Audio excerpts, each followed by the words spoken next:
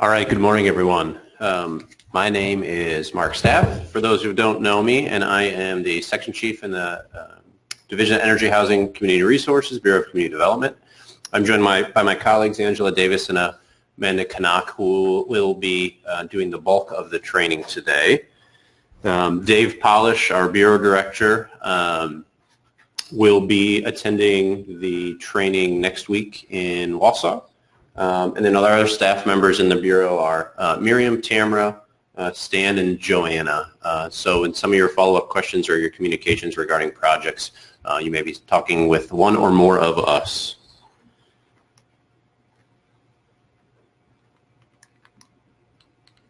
The first slide is no longer the agenda. That's not.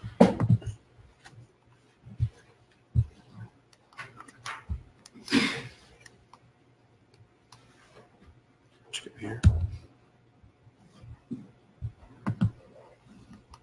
There we go.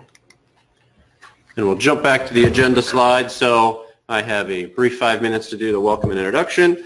Then we'll be jumping into the CDBG program overview, talk about the public facilities projects and application, planning projects and application. We'll have a break roughly around 10:30, but we'll try to break it with the slides as it fits. Then we'll talk about the application document attachments, have some Q&A and closing remarks, and then from 12 to 1, you're certainly welcome to stay to go over the session on income surveys, which, if you know what kind of project you're doing, may or may not be applicable. We do find that it is a common thing that needs to be done for many projects. So our training goals today are to inform everyone in person and on the webinar of the potential applicants about the program, explain the application submission and review processes, explain the application requirements and context of the application packets, and to answer any of your questions. And I think one of the great things about our staff in the Bureau is we are very responsive to questions you might have. So whether it's today or following up with us afterwards, either by phone or email, I think we all do a pretty good job of responding. So feel free to reach out if you do have any questions. We do have a fair amount of time, although the deadline for the applications will come fairly quickly. We really do encourage you to reach out to us if you have any questions. Some couple quick points I'm going to add before I'll turn it over to Amanda. This year, if you're familiar with past years, will be much more competitive. In the last couple of years, we have funded the vast majority of applications, and I think in last year we funded everyone who was eligible. A couple changes to our program. Yesterday, our substantial amendment number 4 was approved, which increases the maximum award amount from $500,000 to $1 million, and we'll go over a couple of the other details of that as well. So just with more dollars of being available for each individual grant, that's one of the reasons why we think this will be more competitive. On top of that, if you're familiar with our CDBG Close program, we're going through and closing the revolving loan funds for economic development. There's 132 communities throughout the state who had those, and they will be looking for eligible projects and potentially applying as well. So we do anticipate that this year is significantly more competitive than years past, and that more people who do apply will unfortunately not be funded. So keep that in mind. Along those lines, mistakes in your applications will then be more costly. Just make sure, again, reviewing your documents before you submit them. Losing points on a document because you don't have all the necessary information included in them, again, with a more competitive environment, could be costly as to who gets funded and who doesn't. A couple other things to point out that we've seen in the past couple of years. What you include in your application should be what you are actually doing on your project, specifically survey methodology. In the past year, we had communities say we are going to conduct our survey doing X, Y, and Z. That's what we approved the survey on, and then when we went to monitor it, that was not the case.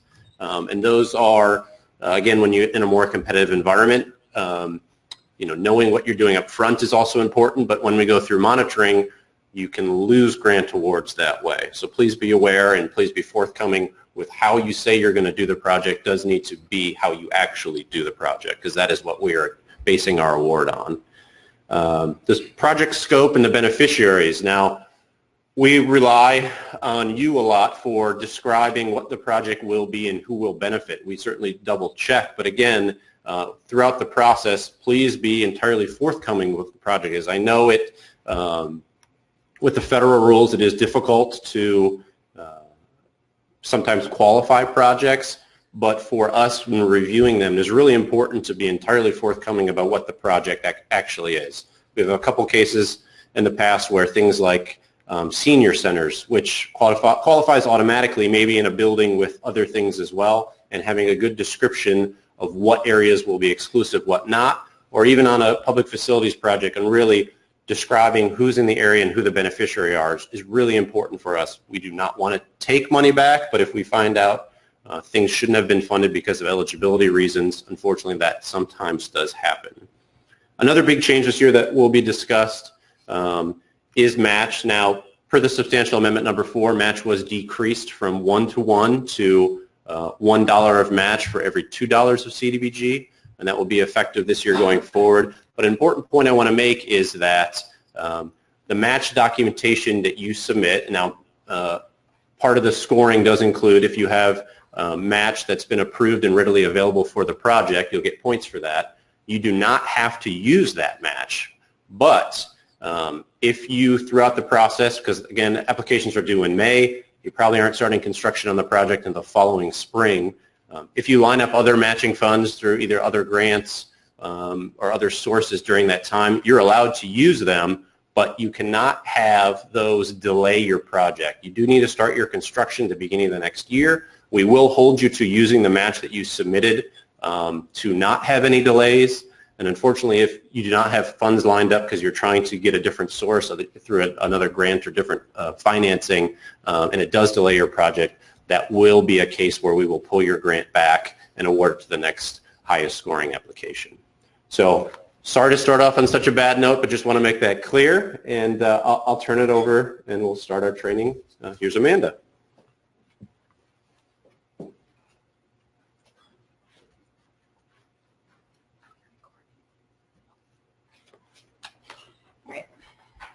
Thanks, Mark. So the Community Development Block Grant Program is why we are here talking today. It is a federal formula-based grant program. It was created in 1974 by Title I of the Housing and Community Development Act as amended. And it is governed by the Code of Federal Regulations, which is 24 CFR Part 570. This 24 CFR Part 570 is the basis for all of our policies and procedures at Decker. It is the reason why we have all of these policies and procedures.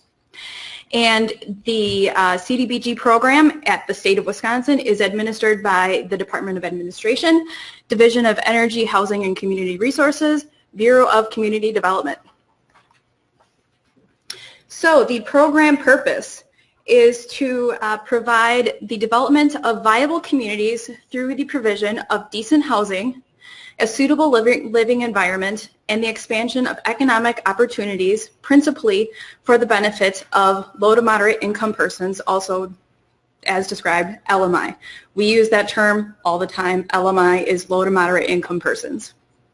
The threshold for LMI is less than 80% of the area median income as determined by HUD, and there are multiple ways that you can determine your area, either by local municipalities or by census block groups.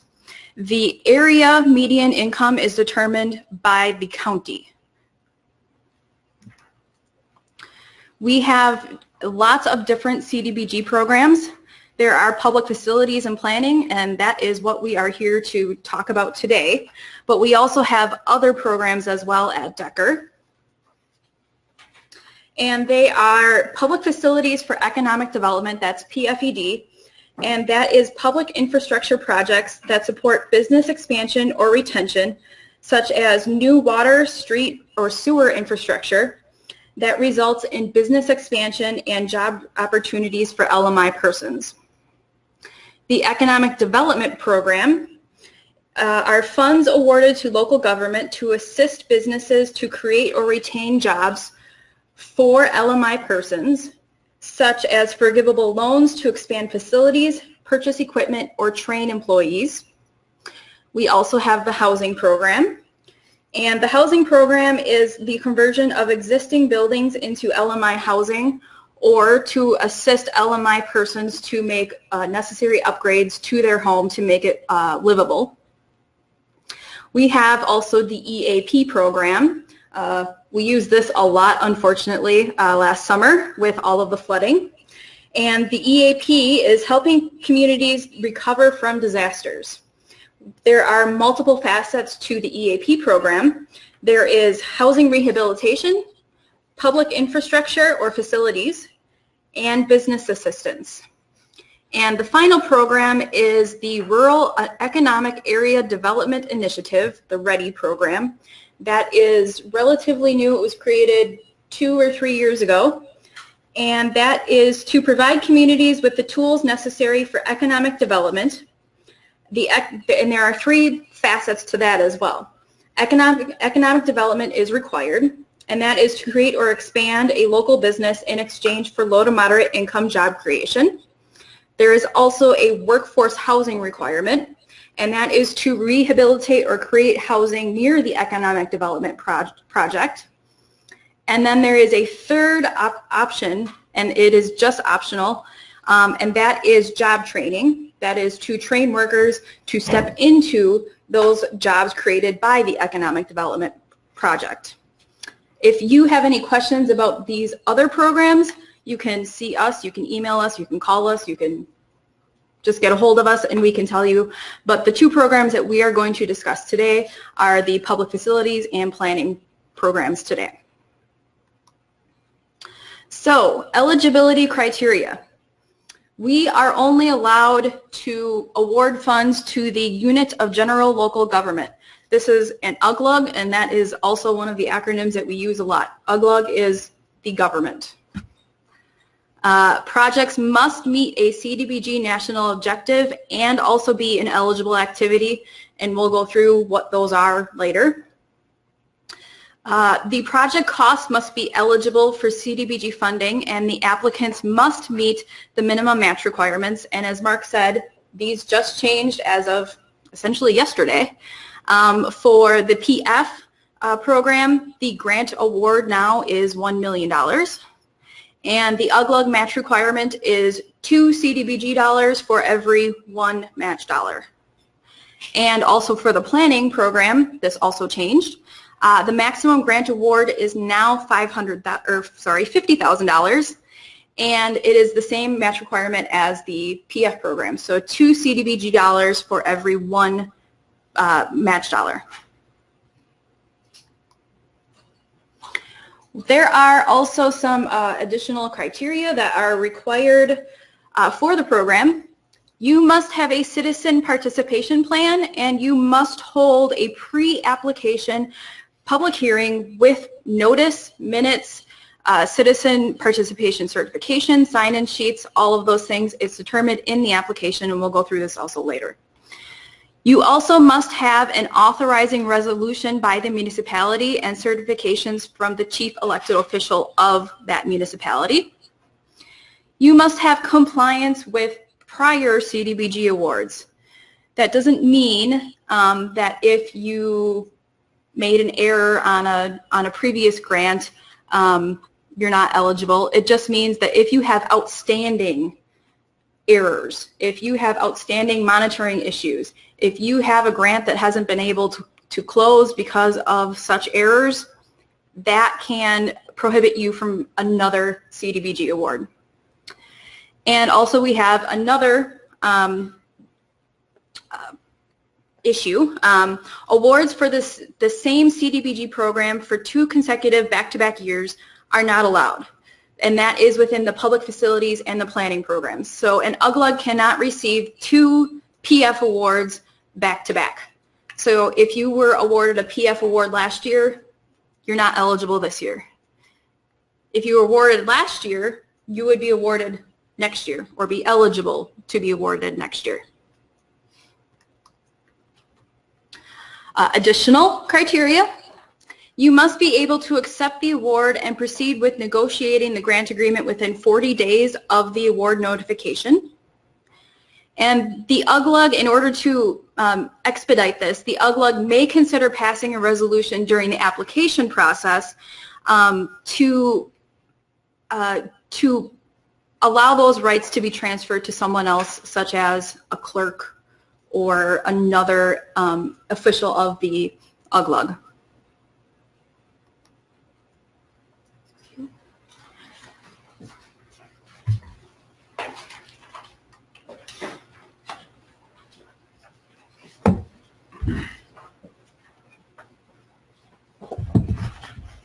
Hi everyone, again I'm Angela, and we are going to move ahead to think about you are awarded funds. What happens next? I know this is ahead of some of the other things, but we want you to think positively as you're moving into the application process. So here we go.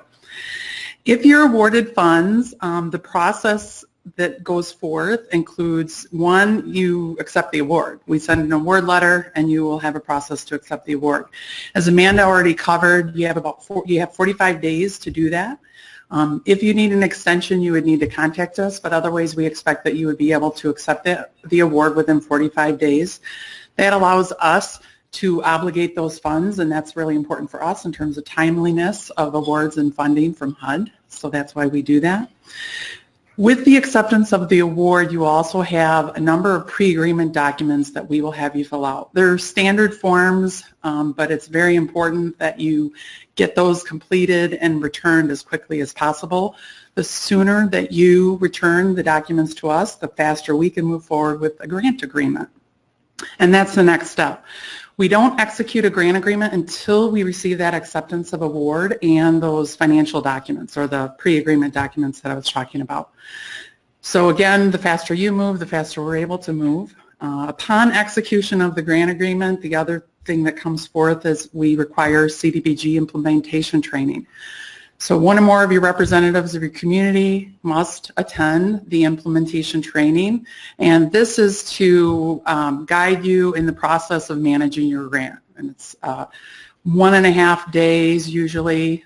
We're talking about whether we're shifting that a little bit, but it'll probably be a 1.5 day training.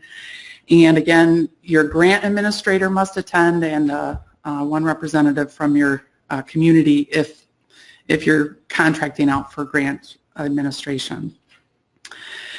In addition to that, your expectation, which we already covered, but we'll emphasize this throughout the process, compliance with the grant agreement and all implementation handbook requirements will be expected.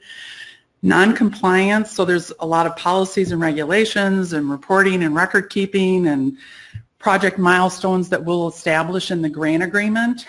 We cover this heavily in the handbook, but also it's outlined quite well in your handbook, and we'll keep you on track with that, hopefully, or help you keep on track with that. But all of those things are important to ensure that you're in compliance so that you can continue to maintain that award that you were awarded back in what will be July 2019. If there is non-compliance, this may result in the grant's cancellation of the grant and or payback of CDBG funds. This has happened, and as Mark had covered early, we really want to emphasize this because we have seen some challenges with some communities in terms of their projects and maintaining the right documentation and representing their project accurately in the application so that when we go to monitor down the road, which could be 1.5 years into a project, and you may lose your funds 1.5 years in if we find a non-compliance that's serious enough that would make the community ineligible for the funding. So very important, compliance. Some of the things we'll review just as a key point for program requirements that you will want to think about as you're planning your project and preparing your application are the things that Amanda and I are going to cover next. So first of all, the implementation handbook, chapter 3, there's a procurement guidance section. Strongly recommend that you all review that because it has some very important things related to how you would manage your project and whoever you're contracting with What are the requirements for those? So there are procurement requirements, so you can contract out professional services like grant administration and engineering. Those are the most common things. Also, for planning grants, you might contract out for your planning services. With those, there are some stipulations. If you're using match funds, you have to follow your local procurement policy. So if your local procurement policy says that you must have village or council approval for every contract over $50,000, and you're doing contracting for the CDBG project, you have to make sure that your board or council approve that contract for that to be allowed as match. If you're using CDBG dollars for anything, then you must follow the federal and state requirements as well as your local. So there's competitive procurement stipulations within the procurement regulations that you must follow. So if you're using CDBG dollars for grant administration, then that has to be competitively procured. So a request for proposals process is an example. There are requirements for promoting minority business enterprise and women business enterprise outreach, as well as Section 3 firm outreach, which is low to moderate income businesses or businesses that qualify as being Section 3 because they hire a certain percentage of low to moderate income persons. These are requirements that when you're contracting, you'll want to check the handbook to make sure that if you're signing contracts before an agreement is signed with us for CDBG, that you're still following the CDBG requirements so that those costs qualify for the project, either as match or for CDBG. There are some exceptions to competitive procurement. One, if you are not using CDBG dollars and your local policy does not require it, then you don't have to use competitive procurement. But if you're using CDBG dollars, another exception is if you're contracting with a regional planning commission. That's because they are considered quasi-governmental organizations, so it's considered an intergovernmental agreement relationship rather than a contractual relationship. So then you would still want to follow your local policy though. So if your local policy says if you're contracting with an RPC and your village requires certain requirements for your city or county, you'd still have to follow those. But as far as doing an RFP process, the CDBG program does not require it. Again, I'd say refer to the implementation handbook for all the procurement requirements. Also, just a note related to your fees that you may pay for a grant application. We may publish these on the Decker website as part of open information, and they can't be included in CDBG project costs. So no application fees or costs can be included in the project budget as match or for CDBG.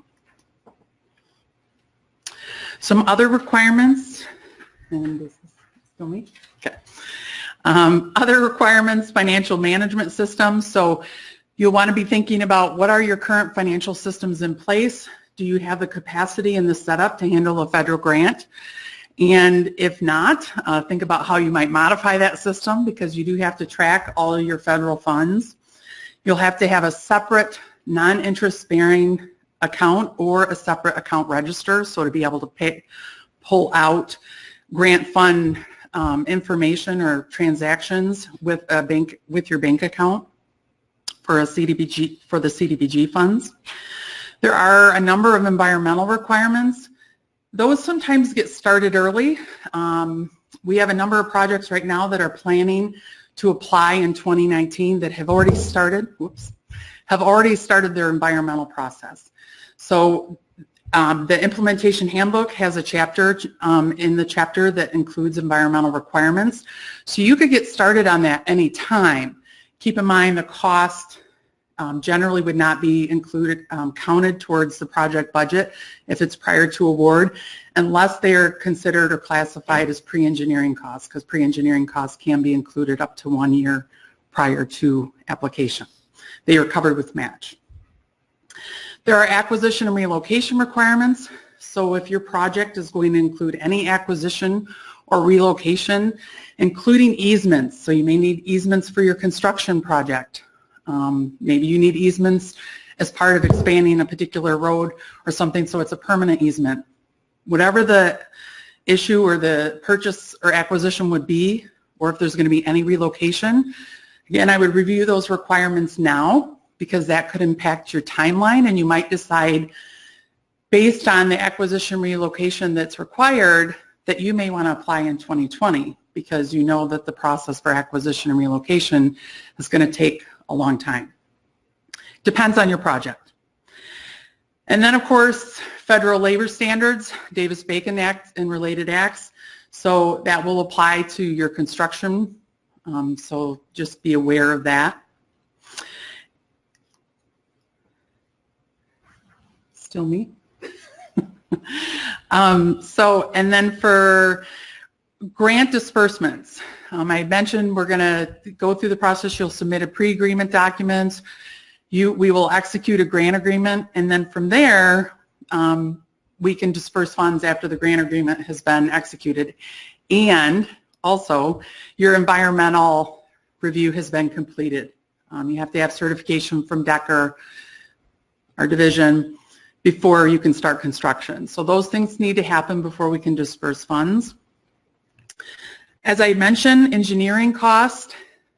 I have a question out in the audience. I'll grab in just a minute. The engineering costs up to 12 months prior to application can count towards your match for a project. So if you've already started pre-engineering design on a project, those costs up to 12 months prior can be counted as match. Bart, you have a question? Back to the acquisition, if it's only a temporary easement, is that required to go through the process? Yes. Yep. Even just temporary? Yes, even temporary. There are stipulations where if it's a sole benefit of the homeowner, then you still need to do something for it, but it's just you have to document it with a letter certifying this is for the sole benefit. If it's a temporary easement, there are some steps you would follow. It wouldn't require, some folks start thinking about eminent domain and those sorts of things. Usually with the temporary easement, that usually is settled through a negotiation with the homeowner and doesn't usually take as long. But you still have to follow the requirements for whatever type of project you're doing, because there's temporary easements where it's can be counted or classified as a voluntary action or an involuntary acquisition. And that usually they're an involuntary acquisition just because it's a necessity of the project. But sometimes there are ways that you can it can classify as a voluntary acquisition. Either way, yes. So allowable costs that are allowed after award would be your grant administration, planning activities, and other costs approved by DOA DECR. Typically, after the grant award is made, you have your engineering costs that are being allowed, grant administration, and planning. There may be some others that get allowed through the process. You would work with us to see if it's allowable. You have to have an executed grant agreement and environmental certification before you can do acquisition and construction.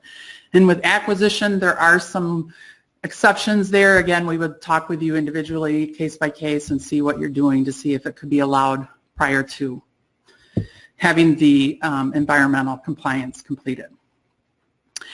And then just so you know, for CDBG, we often get the question, do I have to do I get reimbursed money, or do I get paid the money so I can pay the contractor, or how does that work? Both are allowed.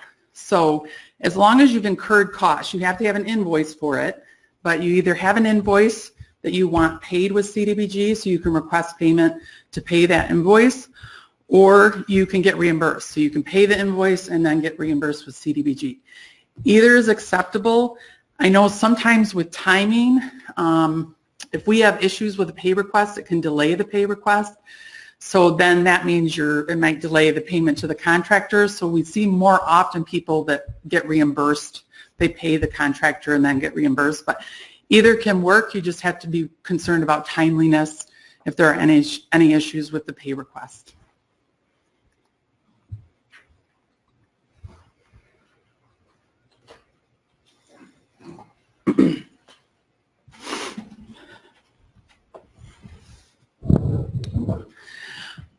Okay, so we're going to spend a little bit of time on national objectives. I see most of you, if not all of you, have done CDBG, so you might be aware of the national objectives. What we're going to talk about are not just what national objectives you would meet with a PF or planning project, but also a little bit about what we'd be expecting to see with the application so that you're aware of what kind of documentation you would need to verify and demonstrate that you're meeting the national objective that you seek to demonstrate you're meeting.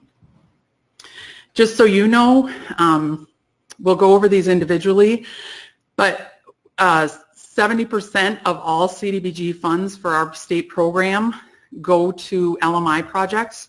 That's a requirement for our consolidated plan and for HUD. Typically for PF and planning, 90% of the projects go to LMI. And with it being a competitive project, usually LMI projects tend to score higher than other projects just because they're meeting the needs of low and moderate income persons. So typically 90% or more of PF and planning funds do go to LMI projects. The others listed here are slum and blight and urgent local need, and we'll cover these over the next few slides. So for the LMI, there's a few ways you can demonstrate that you're meeting an LMI national objective. The easiest is that you have a project that has community-wide benefit and your community is considered a low to moderate income community, meaning you have at least 51% of your residents are LMI according to the HUD LMI summary data.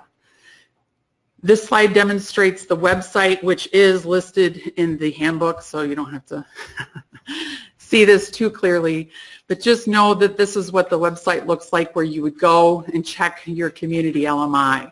You're going to go to the HUD LMI SD site, you select Wisconsin, and there's a download, it's an Excel document, and it's kind of slow for sometimes, so just so you know, you might be waiting for a while. I mean, to me, slow is 30 seconds, but that is where you'll find it. And as you can see on the website, you can either search by block grant or by local community, or not block grant, census block. There are census block groups that you can, maybe you have a census block group that is your primary that has your primary beneficiaries in it, or your local community, again, if it's community-wide. So this is the HUD LMI data. We get questions sometimes, how do I read the LMI Excel spreadsheet? So I've added this here for folks who've been here in previous sessions, in previous years. I did add this slide just to kind of point out that you're looking for the low mod number on the spreadsheet, the HUD spreadsheet, and then you're looking for the low mod universe document on the spreadsheet. These two columns include the LMI, so low mod are the number of LMI people, and the low mod universe is the total number in your population. And this is total number according to HUD. Then the last column, low mod percent, that's your column where you're going to see your LMI for your community. So there's your spreadsheet. That's kind of what it looks like. Elizabeth, do you have a question? Is this data still pulling from the 2006, 2010 ASC? Yeah. Still haven't updated that? Yeah. So for the webinar folks, the question was, are they still pulling from the 2006 to 2010 census data? That is correct. Yes, they are. In 2014, they started using the American Community Survey data because the decennial census has discontinued. And we are anticipating in 2019 that they will actually update that data. And I think it'll pull from probably 2013 to 2017 ACS data. But that won't probably occur until June or July. So you'll have your applications in by then. So right now you're going to use the data that's available, which is the 2018 data that was released in June or July of 2018. And that's the data we go by. Dale? Not that it's any of your doing, but it should be noted that the American Community Survey data is terribly unreliable. Inaccurate. Yep. So the commentation was the ACS data is unreliable. And I will say that there is a high margin of error with a lot of the communities, especially if you're a small community, because with ACS what they did is they do, they collect the data more frequently, but they also use a smaller sample. So in small communities, your sample could be pretty small, so your LMI data might really be up. So there's a solution that HUD has offered for that. Great segue into my next item. Actually, before I get to that, these are the things that you would document for if you're using LMI summary data. We don't need the spreadsheet. We don't need you to make a copy of the HUD spreadsheet. Just provide a project map of where your project is to show, and we'll get into maps too with the income survey data and a little bit later here, but you'll need a project map. You're going to give us your LMI summary data and the LMI percentage calculation worksheet if, and this is only if you have multi-jurisdictions where you're combining HUD data from multiple communities. So we have a county that's using, it's going to do a project that's going to benefit 4 or 5 communities, and they're taking the HUD data from all 4 or 5 communities and determining their LMI from that, and that's where you need to show us the calculation. If that's your case where you're doing a multi-jurisdictional project, please contact us. We can work with you. You can contact me directly, and we can make sure you're calculating that correctly, because it's not an average, it's an aggregate that you do. So, but next is the solution if your LMI summary data does not appear to be accurate. So we have an income survey. States are allowed to provide this, and we're going to cover this in the special session later, so I'm not going to go into a lot of detail. But you can do a survey to determine if maybe your project is not community-wide, so you're only looking at a neighborhood or a couple of neighborhoods. So you could do an income survey to determine if that neighborhood is LMI, and then also community-wide, if you think your data from HUD is not correct, then you could do a survey to do that. Just so you know, there has been an increase for folks that aren't going to stay for the survey session. There are a lot of additional documents that you must submit with your application this year, and part of that is based on just some experiences that Mark alluded to with monitoring. We're finding folks not collecting the data they need to collect or maintaining the records that they need to complete, and we want to make sure those items are on file. So there is the survey guide and the application both specify what all you need to submit with your application. Follow it. And if you don't follow it, it could disqualify your application. So very, very important. The only things that there's most things that you're going to have to submit. The only things that we're really not collecting are the return survey forms, because we don't want to get 2,000 survey forms. But we're going to collect the spreadsheets that you use to track them. And then some things related to correspondence with us, because we'll have that same correspondence. So another way you can meet the LMI national objective is serving limited clientele. So these are persons in a group presumed to be at least 51% LMI.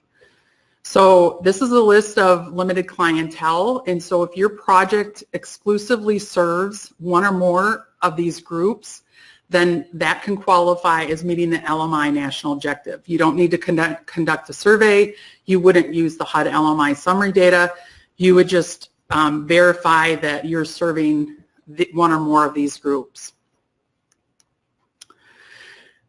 The documentation that you would need to collect to verify that you are serving limited clientele, and again, this is exclusively serving limited clientele, would be verification that it exclusively serves one or more groups. So like if you were looking at an assisted living facility, you're going to build a nursing home or assisted living facility, or you are going to rehabilitate or do some renovations on a senior center.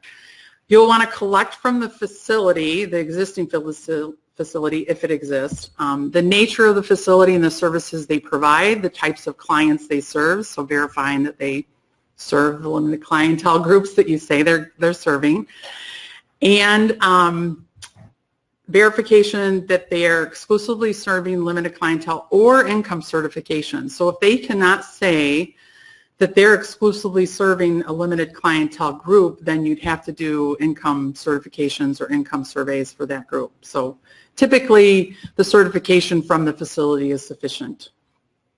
The other items the facility would need to provide are the demographic data, so the number of families living, so if it's say a nursing home or something like that, the number of families being served, the family sizes, the race, ethnicity.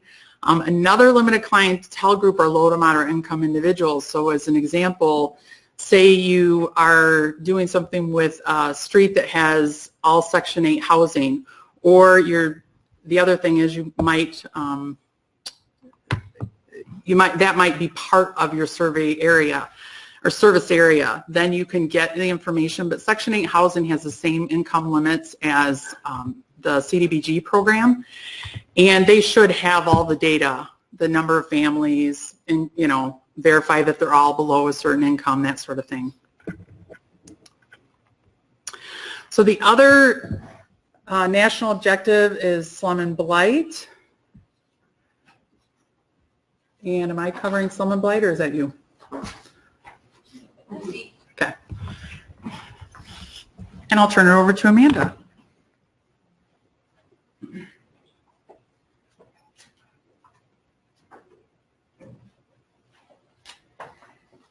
All right.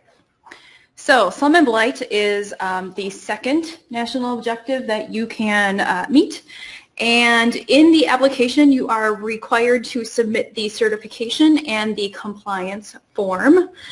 You also must have a resolution by the UGLUG for an area basis for the slum and blight. The record or evidence of blighted conditions for an area basis, that means that it must be at least 25% of the properties in the area that meet the slum and blight denomination. The demonstration of project activities being eligible. In slum and blight, you can only address slum and blight. Generally, this is acquiring a building and tearing it down. It might be if a facade or something along those lines is deteriorating, you can fix the facade, but you can't necessarily go in and rehab an entire building if, let's say, only the outside is slum and blight.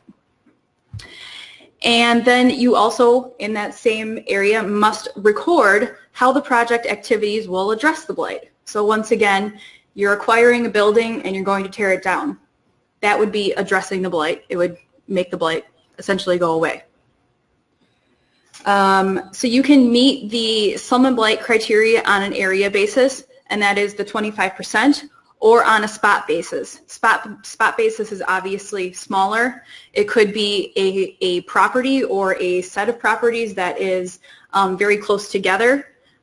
2 properties, maybe 3 properties that are contiguous. I think that's it.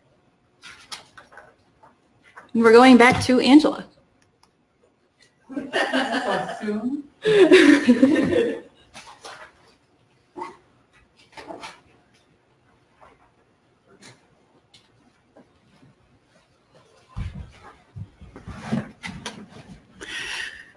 So we've covered LMI and we've covered slum and blight, and the third national objective that is typically met with a public facilities project, it's not allowed for planning, but it would be urgent local need. And so for this one, you are going to record the conditions of it, whatever your project is or whatever you're looking to address is posing a serious and immediate threat to the health and welfare of the community. You'll have to record the date and conditions that the problem developed and became urgent, and this must be within the last 18 months, and evidence that the applicant has no other means to fund the project. So this national objective is one that's a little tougher to meet for a couple of reasons. One, the conditions posing a serious and immediate threat have to be currently posing a serious threat. So maybe you have a dam that you're thinking might fail. The fact that it might fail does not qualify it as urgent local need. It has to have failed to qualify as urgent local need. The other issue is the specification that you have no other means to fund the project. So this, we actually have gotten direction from HUD when they reviewed our projects and said, really what no other means would mean is things like you've used all of your geo debt and you've exhausted all other options for funding. So if you have GO debt available to cover your project, you're not going to qualify under urgent local need. With urgent local need, you can apply under the competitive program, but also know that we accept those applications throughout the year. So that might be something that you apply for separately because usually it's urgent in nature. And so your funding you might need quicker. So just so you know, we'll probably, if you submit it close to the application time period for the PF and planning programs, actually I got to be careful because planning we accept all year long now too. But for PF, for example, we have that May deadline. We'll review that application along with the other applications, but your funding will be considered part of the urgent local need options. So do we have any questions before we move into the specifics of the public facilities program? Oh, we're going to check our webinar questions.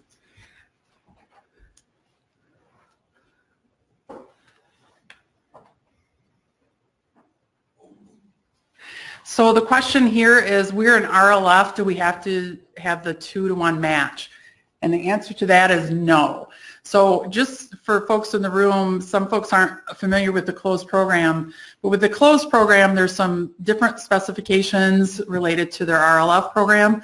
So their match is not required for doing a public facilities project as part of the closed program. It's separate from the competitive process. But So do they have to have any match at all? so Bart asked, do they have to have any match at all? No, not for the closed program. But if the project doesn't meet, if they don't use all, or if they use all the closed funding and they still have, Say it to everybody. and then they, well, the webinar, yeah, we will hear it. Then if they want to fund the rest of the project with PF, with the public facilities funding, then they would need to meet that for the PF part of the project. So they do have to meet match for the PF competitive part. Correct. Okay, so I'm going to clarify this for the webinar folks. We got our team here that's answering the questions, so we're good. With the closed program, you may be funding part of your project with your closed funds, and then you may be applying for competitive funds through the PF program. The competitive PF application and the funds that would be awarded there, you do have to meet that 2-to-1 match where you get $2 CDBG for $1 match. So there is a requirement if you're funding part of your project with the competitive PF app.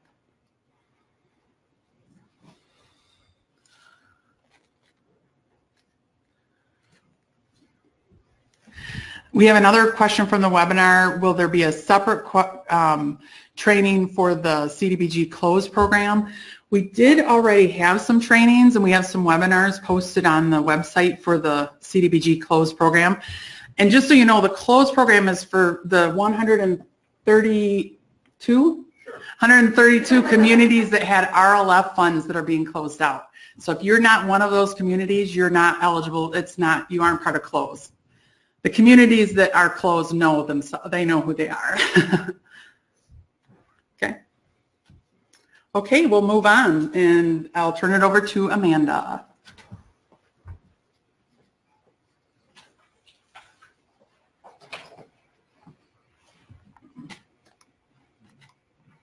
So now we are going to talk specifically about the public facilities program. And the application and all the materials are on the website.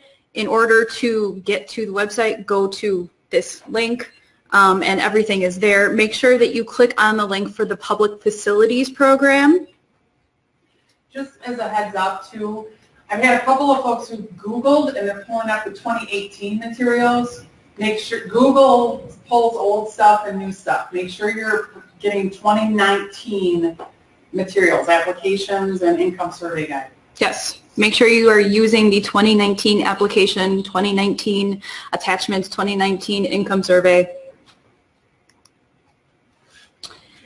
So the overview.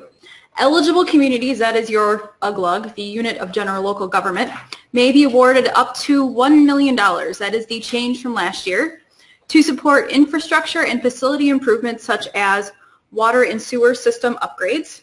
This can be water and sewer mains or a well or wastewater treatment facilities. Neighborhood facilities such as a library, a community center, any of those. Street improvements, obviously your street, sidewalk. Sometimes we can include curb and gutter in this. Any type of street improvements, drainage systems. Once again, this may be a swale, this may be a retention pond, this might be your curb and gutter, this might be your stormwater. PF awards are made through an annual competitive process, and that is why we are here talking today. All applications are scored and ranked, and we will go into the scoring and ranking later. And everyone will be informed in writing with a decision. Either you will have an award, or unfortunately you will not have an award. For 2019, approximately $10 million is available. That number can change, especially that number can change based on things that are happening within the state in terms of natural disasters. So if we have a very, very wet spring like we did in summer and we have a lot of flooding, that may change the amount that we have available. Additional grants may be awarded based on rankings if we have funds that are available. And if you are not awarded a PF award, you can appeal that, and that must be from the UGLUG within 30 days of the date of denial. So, just as we have been talking, the maximum award amount is $1 million, and the grantee match is a 2-to-1 ratio to CDBG dollars for every $1 of match. So if you have a $1.5 million project, and that is essentially the golden number right now, $1.5 million, you can apply for $1 million of CDBG funding, and $500,000 would be your local match requirement. That $500,000 can be matched from other grant funds. They can be your own, the municipal's own funding. It can be a number of different sources. It doesn't necessarily have to be from the grantee in terms of their municipal funds. And the CDBG funds that are allowed for grant administration is $6,000 or up to 1.5% to a maximum of $15,000 of the PF award. If you are using grant administration and only having that as match, then this does not apply. So, the applications were available on February 4th. We didn't necessarily send out an email, but they are all out there right now. So we are having training today. Hi. And we will also be having training in Wausau on February 19th, next Tuesday. Applications are due on May 17th at 4 p.m. They are due to Decker in the DOA building May 17th at 4 p.m. If they get there in the mail prior to that, that's fine. If you drop them off in our lobby, which is usually how we get most of our applications, that's fine. Make sure they are there by 4 p.m. Award letters, we will be sending those out no later than July 19th. They may come earlier, but don't count on it. Pending any, changes from HUD or something that would prevent us from meeting that deadline. Yeah. Then, if you are awarded funds and you want to accept those, please do so within 45 days. We will require grantees to attend an implementation training. Generally, we have 2 of them. Sometimes they're a day, sometimes they're 2 days. We haven't necessarily nailed down all of those. Mark has It'll be 1 day. We're having a 1-day training this year. Actually, all of it. That is the goal. Maybe jump in and speak into the microphone quick. Yeah, our previous implementation trainings have been 2, and we've been doing what we can to cut down on that. We know it's hard to pull people away, especially individuals from the community who have their day jobs to do as well. What our plan is to start recording brief training sessions on individual topics that we'll post to our website that'll be available throughout the year. So, for example, we can have a shorter training in specific topics dealing with labor standards or the environmental review, and we'll start having those on our website. We're working to create that material this spring and into the summer, and will be probably posted periodically as those do get completed on our website. And so that will kind of supplement a lot of the information that we'll still go over, some of which during the implementation training, but we'll also have it online kind of as a year-round tool as well. That's right. So we will have those webinars available, but your municipality and your grant administrator will also be required to attend one of those training sessions. Generally, they're in the September-October timeframe. That probably will not be changing. Your pre-contract process this isn't necessarily a hard and fast deadline, but this is a goal. And that would be from the date of the award. So let's say it's July 19th through December 31st. So we want to make sure that you are getting all of your ducks in a row in that time so that you can complete your process and start it in spring of the following year, spring of 2020. And so we would want to have your grant agreement completed by December 31st in 2019, or at least in the very near future of that. The timeline, as we have been talking, you must, or you should, start your project by April 1st, 2020. Sometimes Mother Nature has a problem with that, and we understand that. If the ground is still frozen, it's hard to start your project. We understand that. That's kind of a goal, but if Mother Nature doesn't agree with that, then so be it. Your construction must start by July 1st. I don't see any reason why the ground would still be frozen, but who knows? Your construction must be complete by October 31st, 2021. So we give you 2 full construction seasons to complete your project. And your project documentation, closeout, final payment request is due no later than December 31st, 2021.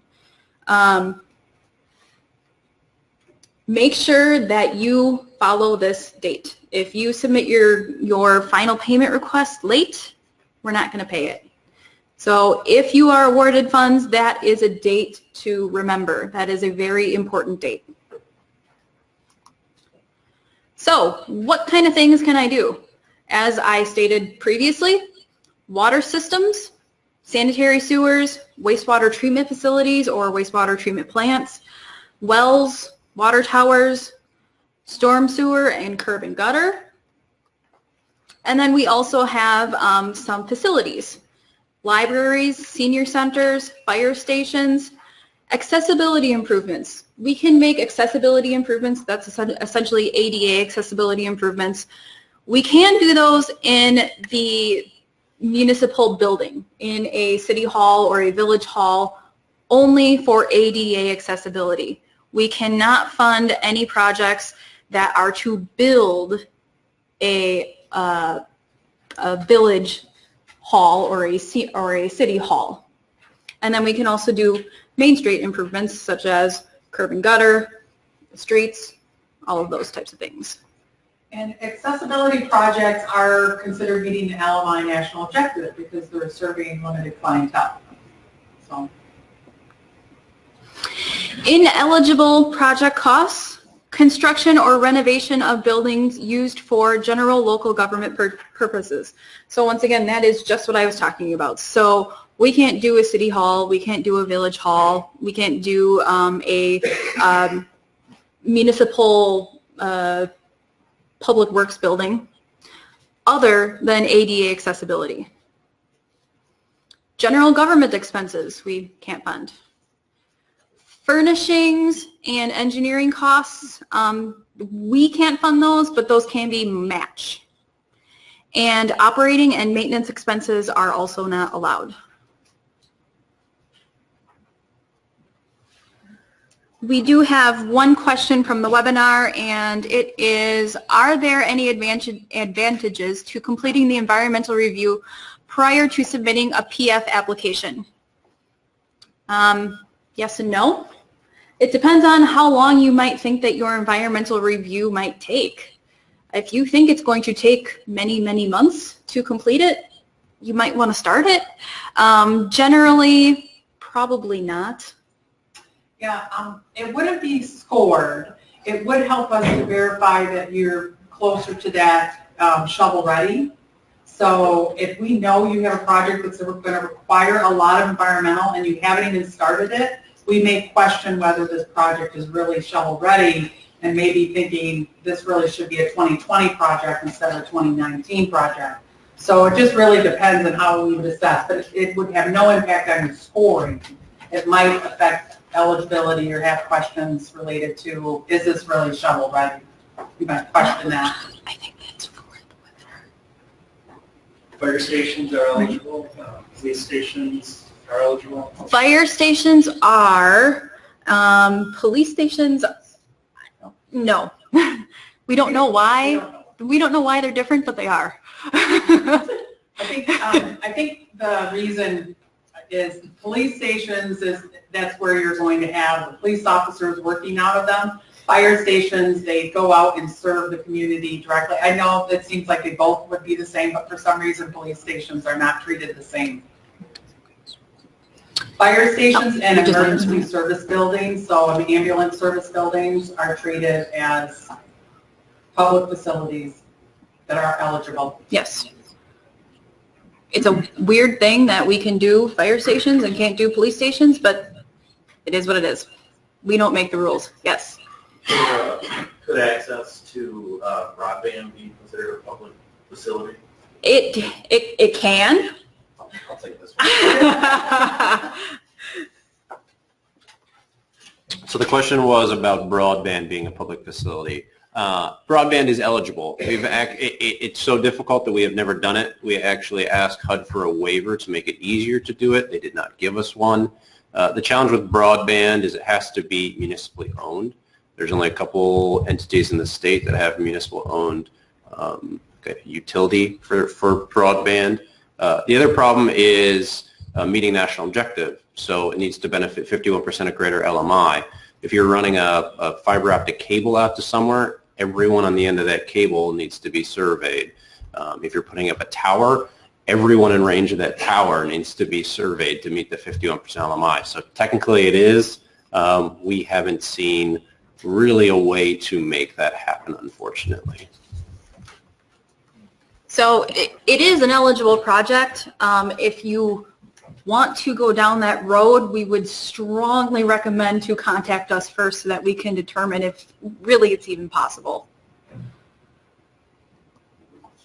So this is what the application currently looks like. It's on the website. Make sure it says 2019 on it. So part one of the grant application is quite simple. How much funding are you requesting? Up to $1 million. And once again, then we're also going to ask you how much is your match. So if your project is $1 million, or if your CDBG amount that you're requesting is $1 million, you would potentially be adding $500,000 of match. Just a note, if you haven't seen it, the application materials are in your packets, and for those online, if you don't have it in front of you, you can refer to them later. But we are not going to have screenshots of every page of the application, but we are going to cover them, so you may want to refer to the application as we're going through them. Yeah. So if you have questions as we're talking about the items, feel free to do that. Yep. So under Part 1, your project title. So we are going to be doing First Avenue reconstruction. Easy. Then we're going to want a brief description. And your brief description, make it brief. But make it a little bit more than the title. So we are going to do First Avenue reconstruction, including water, sewer, storm sewer, street, from Washington Street to Main Street. So it gives us a little bit more information, but we're not asking you for this whole gigantic narrative. Part 2 is the applicant information. This is the UGLUG. How do we contact them? Who is their clerk? Who is their chief elected official? We also ask for the Assembly and Senate district information, so make sure that you have access to that information. You have to have a DUNS number, that is a DUNS, I don't know, Duns and Bradstreet, something rather. So make sure that you include that in the application as well. And you must also include your FEIN number. The application must be signed by the chief elected official. If it is not signed by the chief elected official, it will be rejected. Make sure it's signed. Make sure you send in the signed copy to us as well. Within the applicant information, we also ask for the application or third-party contact information. Generally, this is who wrote the application. If it is someone within your municipality, that's fine. We just want to know who it is. If it is a third party, then we want to know who that is as well. We want to know about any current CDBG assistance that you have. Maybe you have a 2017 project that is still going on, because 2017 do not have to close out until December 31st of 2019. So there are 2017 projects that are still going on, and that is completely fine. You are still eligible then to apply in 2019. We just want to know. We want to check to make sure that you don't have any outstanding issues. This includes any planning projects, PFED projects, ED projects, any CDBG funding. For the Senate and Assembly, we don't use that as part of anything in the application. The only reason we ask is that we've had folks request to know when a community gets an award in their district. So we started collecting that, and they are CC'd on the award letter if you're awarded funds. Yes. So that's why we ask that. That's the only reason. Yes. You're not scored on that or ranked by that. We don't care. We don't have any bias towards any of them. We just want to know who they are, so that if you're awarded, we can send them your award letter and say, congratulations, Senator, whoever, a community within your district was awarded.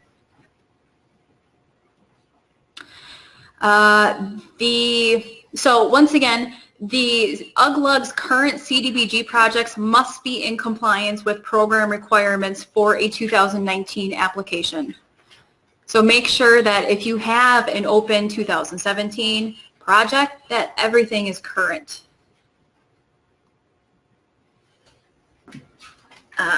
Part 3 is initial eligibility, and that is me. Okay, so make sure that you read and understand everything that is being submitted. By essentially marking off and checking, the UGLUG acknowledges that professional services contracts for grant administration and engineering are between the applicant and the firm. Decker, DOA, us, we do not have any part of that agreement. The applicant is responsible for ensuring that the CDBG grant requirements are met, and if they are not, Decker will be going back to the UGLUG and saying, why not? We may be asking for funds back in that case, we may not. Fees paid for grant administration and grant application may be published on Decker's website. Understand that that may be published, it may not be published. Incomplete applications may be denied before review.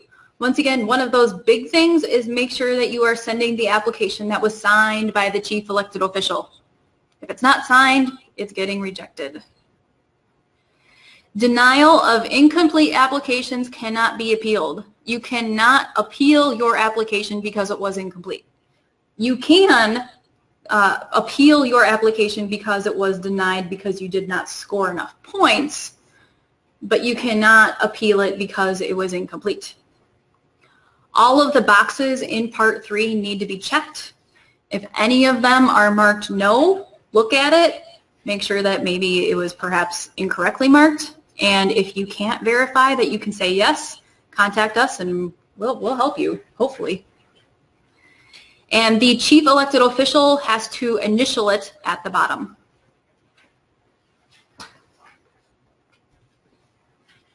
Part 4 is the national objective, and we are going back to Angela. Okay, we're 15 minutes from break, so if anybody needs to just stand up for a second while I walk over here, feel free, but we're 15 minutes and we'll be taking a break. You're all so intent, you just can't even think to move, right? Things are getting good.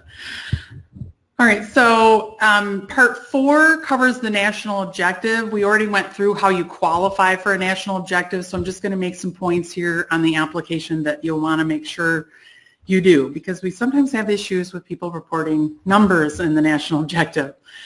So you're going to list the number of project beneficiaries. This is important to use whatever source you use to qualify you as LMI or qualify the national objective.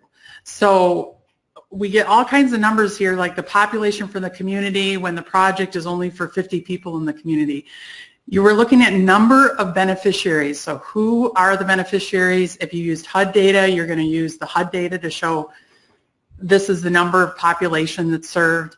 If you did an income survey, you're going to use that data, and you're going to use that. If you are doing a project that is a senior center or something that's ADA, you're going to use census data to see what's the percentage of users, or you're going to use current facility information and use those as numbers. So the number of project beneficiaries is whatever source you use to qualify the project. With that, just know that obviously with the LMI data, you have the HUD data and the income survey data. And if you're combining data, and this gets complicated, and I'm only speaking to this just because some people do combine HUD data with survey data because maybe part of their service area is covered with HUD data, but then they have, 5 houses that are outside the area and they got to survey those. That's where you combine that data. You're going to include that data. And then, as I said, with limited clientele, you're going to take whatever the census data, facility data, user data, whatever you use to verify that limited clientele. For slum and blight, you're just going to check if that's your national objective that you're meeting, then you're going to check that box, and then you're going to include whether it's area spot basis, and if it's urgent local need, you're going to check that box. So pretty straightforward. Back to Amanda.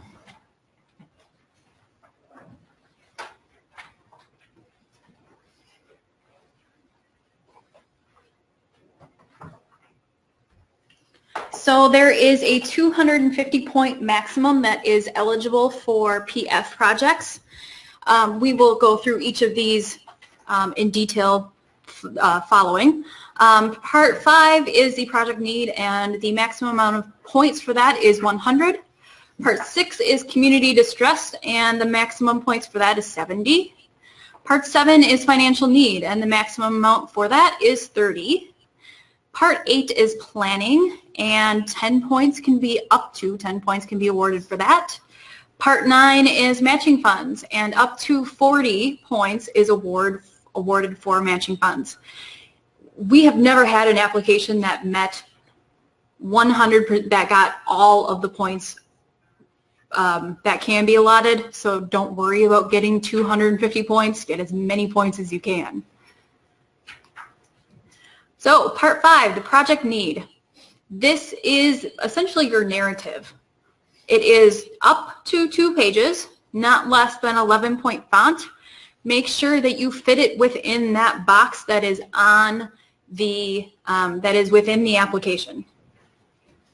Within your narrative, you need to address the current condition of the problem, the frequency with which the problem occurs, the number of persons and or families or households affected by the problem, effects to which the completion of the proposed project will address the problem, the scope of work of the potential project, and the extent to which CDBG funding is needed to complete the project. You can also attach supporting documentation for this, and it may not exceed 20 pages, and that would be in the essentially the back of the application. Don't include it within the Part 5, but you can say, please refer to whatever you call it in the back of the application, and we will be able to find it. If you include more than 20 pages, we're going to look at the first 20 pages and not look at the rest of it. Many times this might be if you had a sewer pipe looked at, if you had some televising of a sewer, but it can be of a number of different supporting documentation that is that can be attached. Part 6 is community distress, and that is up to 70 points. 40 points is allocated for the median household income. That is based on ACS data, and you can find it at that website. It's also within the application. The per capita property value is awarded up to 15 points, and once again, that source data is in the application as well. Local property tax rate is up to 15 points as well, and that is also within the application. These numbers are hard and fast. Your per capita property value is your per capita property value. It is what it is. You can't necessarily change these numbers, but it does level the playing field. So this is your, oops, sorry, getting off track. I'll do it. Okay. So this is essentially the table to find your median household income. And let's say that your median household income is $45,408. You would be awarded 16 points for that. And there's a sample. So you would be awarded 30 points if your median household income ranges from $35,474 to $36,892. Bart has a question. How do you plan 2019 to score the MHI for sanitary districts? It's based off of the UGLUG. Yep. It's based off of who is submitting the application. So many times a sanitary district would be the village of or the town of wherever. Right, but if the sanitary district is like 20 households of a township that has 1,000 households, and that sanitary district typically in the past has had to do maybe an income survey, but the income survey may have gone beyond the limits of your program. Obviously, you're going to say you have to do another income survey. The income survey would possibly show that they're 51% LMI, but it's not going to show what the MHI is. Correct. That's why we base it off of the grantee, the applicants. So it doesn't matter what the sanitary district's MHI is because it's the applicant in the basically that community area that's applying. And that's just so that there's a standard across the board. Because we don't take a neighborhood MHI, we take the community. So you might have a neighborhood project with the same thing. They might be LMI, but it isn't reflected in the community-wide MHI. But that's why for scoring, we take the grantee's MHI, and we only grant awards to local governments It doesn't matter who the beneficiaries are, we're basing it off of the local government that's applying. Because essentially that local government is supporting all of its community members. So you're looking at the capacity of the local government and how they can serve whoever the beneficiaries are. So essentially we use the MHI of the local government that's supporting the area in which the beneficiaries live. So it will always be the MHI of the local government. Yep. It's not perfect, but it's the best tool that we have to make things fair, to level the playing field. Because you're looking at the local government capacity. I guess my comment would be is for future, for this program to utilize other sources to obtain that MHI. Because as Dale brought up earlier, the data that this program is using is very flawed and just simply not correct. So there's other organizations that use MHI data for that unit of government that are more accurate for the actual day-to-day conditions of that community. You want to change the data that HUD uses as part of the program, you're going to have to call your congressman. That's not something we can deal with. If you don't think the ACS data is right, sorry, that was their choice of how to provide data as part of the program. That is not our decision. We will take into account related to scoring, though. I mean, our sources for scoring, we will thank you for that feedback. We won't change it this year. Yeah. But thank you for that feedback. For 2019, it is what it is. I understand. Just going forward, this has always been a problem for sanitary districts. Right. We understand that. We know it's not perfect. It's the best that we can do as of right now, and we'll revisit it in 2020 and see if we can come up with a better solution. Thank you. Sure. So also within Part 6 is the per capita property value, and we also have an option. So you would be awarded 13 points for a per capita property value between $48,723 and $51,970. So once again, your number is your number. You can be awarded 1 through 15 points. And just so you know, we are using 2017, usually around the end of February, beginning of March. They come out with the 2018 data from the Department of Revenue, but we base the scoring tables on 2017. Everything will be based on 2017. So. Once again, tax rate is also part of this. So your full value gross tax rate, a community with a tax rate of 0.02126 or between 0.02186, that's a lot of numbers and a lot of zeros, sorry, would be awarded 8 points for that. Part 7 is the financial need, and you would be awarded up to 30 points for financial need. And this includes your matching funds. So are you using GO debt? Are you using water and sewer revenue? Where are your matching funds coming from? Your match amount must meet what you put in Part 1 and what you put in Part 9. When we see discrepancies in the application, we start to get confused. We don't know what is what. We're going to ask you about it. Make sure that everything meets.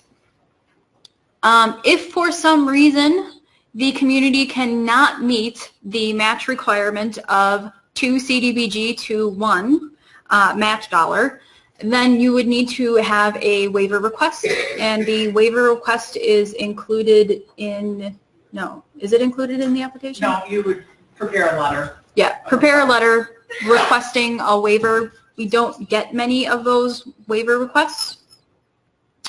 So once again, what is the source of your matching funds? If you are using GO debt, then right, GO debt. If you are using water or sewer, and that is for water or sewer projects, which makes sense, the residential water charge is based on a household using 70,000 gallons, and the residential sewer charge is calculated on a household using 70,000 gallons as well. So this is the table for geodebt, and it just tells you how many points you would be awarded for each, for where your geodebt falls. The geodebt score for the UGLUG is calculated based on the UGLUG's current used geodebt, not and compared to the debt capacity, not future geodebt. And just to know, so say you get a line of credit set up for your potential match of your CDBG project during the application process. That line of credit for the potential CDBG project cannot be counted as part of your current used geodebt, because it really isn't used yet. You set up a line of credit, but if that's for the CDBG project, you don't include that in the total for your used. Part 7 is also utility rates, just as we talked about. So calculate that based on 70,000 gallons of usage and plug in your number. If it is a water-only project, you only do water. If it's a sewer-only project, you only do sewer. If it is both, sorry, then you do the combined.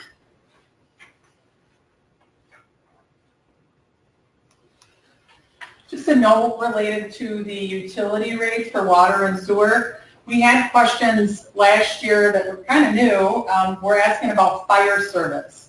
And if your fire service is charged through your utility, you can include those fire service charges as part of your rates. So you can't. If it is separate and charged through taxes or other means, then you would not include it because that's not part of your water and sewer rate. Part 8 of the application is planning, and this is the least amount of points that could be awarded, but 10 points can make the difference. So up to 10 points will be awarded for planning, and in order to receive points, you need to support and further promote the UGLUG's long-range plan. So you need to show us that this project supports and further promotes the UGLUG's long-range plans. Scoring is based on consistency and specificity within the plan to the project. Some plans are very broad and they speak in general statements, and some plans are very specific and they say we need to do this on First Avenue. You're going to get more points for a plan that specifies First Avenue than a plan that says that we intend to make all the roads in the village drivable. That's very, very general. Only include the relevant section of the plan and include those in the attachments. Don't include the entire plan. Many plans are 100 pages, 200 pages. We don't want that. Only include the sections that are relevant. Mark the relevant text, check it, highlight it, mark it somehow so that we can see, oh, here's what you're talking about. And then label the plan's page number, title, and the date of adoption. So if generally, a lot of times we see a comprehensive plan that is referred to, so tell us when the comprehensive plan was approved. It was approved in October 2010. That's fine. We just need to know when it was approved. Dale has a question. Does this attachment account for the 20 pages of supporting documentation, or is this in addition to the 20 pages? This is This is in addition to. Got it. Yep, this will be on a separate, we have our attachments which we'll cover later. They're separated. So yeah, your 20 pages is for the project need attachments. Diane? Good question. If your community doesn't have a comprehensive plan, but through the budget process, they've identified projects that they would like to do in the next year, can you include the minutes? Yep. It doesn't necessarily have to be a comprehensive plan. It can be a capital improvements plan. It can be a plan that just somehow identifies things that the community wants to do. It doesn't necessarily have to be a comprehensive plan, but that's just what we see a lot. But there are a vast number of different types of plans that we can accept. And I think just keep in mind this is scored. So even if you have something like Amanda said, There are some things that are specific and some things that are general.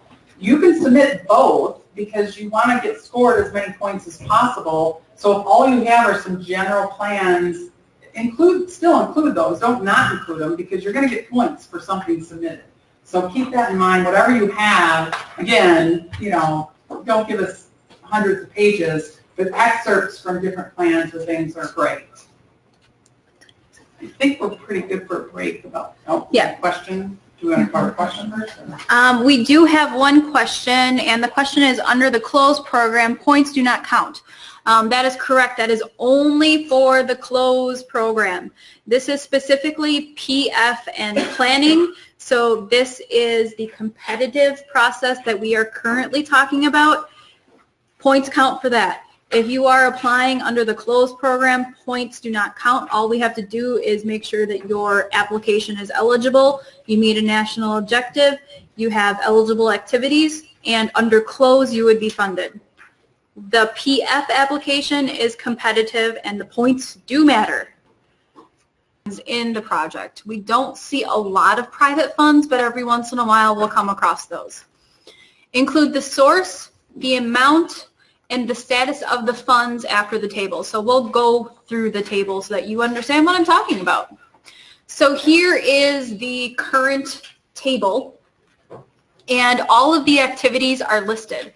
So you have a whole host of activities that you can address. So there is acquisition, there is building improvements, center or facility construction. Center or facility construction is generally a library or a senior center. Site clearance, curb and gutter, electrical systems, environmental remediation. That's one we don't see a lot, but we can do it. Equipment, fire stations, relocation. If your project includes relocation of persons, of property, of businesses, make sure to include that. Sanitary sewer, sidewalks, storm sewer, streets, wastewater treatment facility, water, all eligible activities. Fixtures are eligible, but they're not CDBG eligible, but those can be included under match funds. Same goes for engineering. Engineering, not CDBG eligible, but it is an eligible activity for match funds. And grant administration can be CDBG, but generally we most commonly see it as match funds because there are essentially less strings attached when it is match funds. So you enter in your activities and you enter in the budget. So, Question? yes. So fixtures is not blacked out under CDBG funds, but furnishings are. So what's the difference? Do we know? Furnitures and fixtures? Furniture versus fixtures? Fixtures and furnishings. So Yeah. fixtures would be something that is attached to the building. So that would be a light that is hanging from the ceiling. Furnishings is a table. Furnishings are generally removable items, so they are not And considered. mainly what HUD wants to see is that you can't pick it up and walk out the door with it after they pay for it, kind of thing. So if it's attached to the building, it's a fixture and it's eligible. So this is just an example. It's an example from last year, so change it as needed. It's just the $500,000 from last year, so it's not necessarily up to this year's requirements, but you could submit a project for $1 million. Yeah, so if you wanted to request $500,000 for this project, you could. It's possible. So this project appears to have some building acquisition, and they want CDBG to pay for that. Totally eligible. And then there's also $50,000 in private funds, probably like an organization that might be chipping in some funds for it. And then there is some sanitary sewer that also needs to be associated with the project. And those are other public funds. That's probably a grant of other public funds from some other source. Same goes for streets, and same goes for water. And then we have engineering and grant administration, and those are under the match columns. And so then you essentially total everything up, you total everything across, you total everything down, and you get your total project. Then also within the application, you have to tell us where you are in terms of the options of the funds. Have you applied for the funds? Are the funds pending? Are they committed? Are they secured or awarded, or is it some other category? Essentially, the secured and awarded category is the one that you probably want to see because you're going to get the most amount of points for that. But at the same time, you're going to get some points for having a pending application with the DNR for some other type of funding.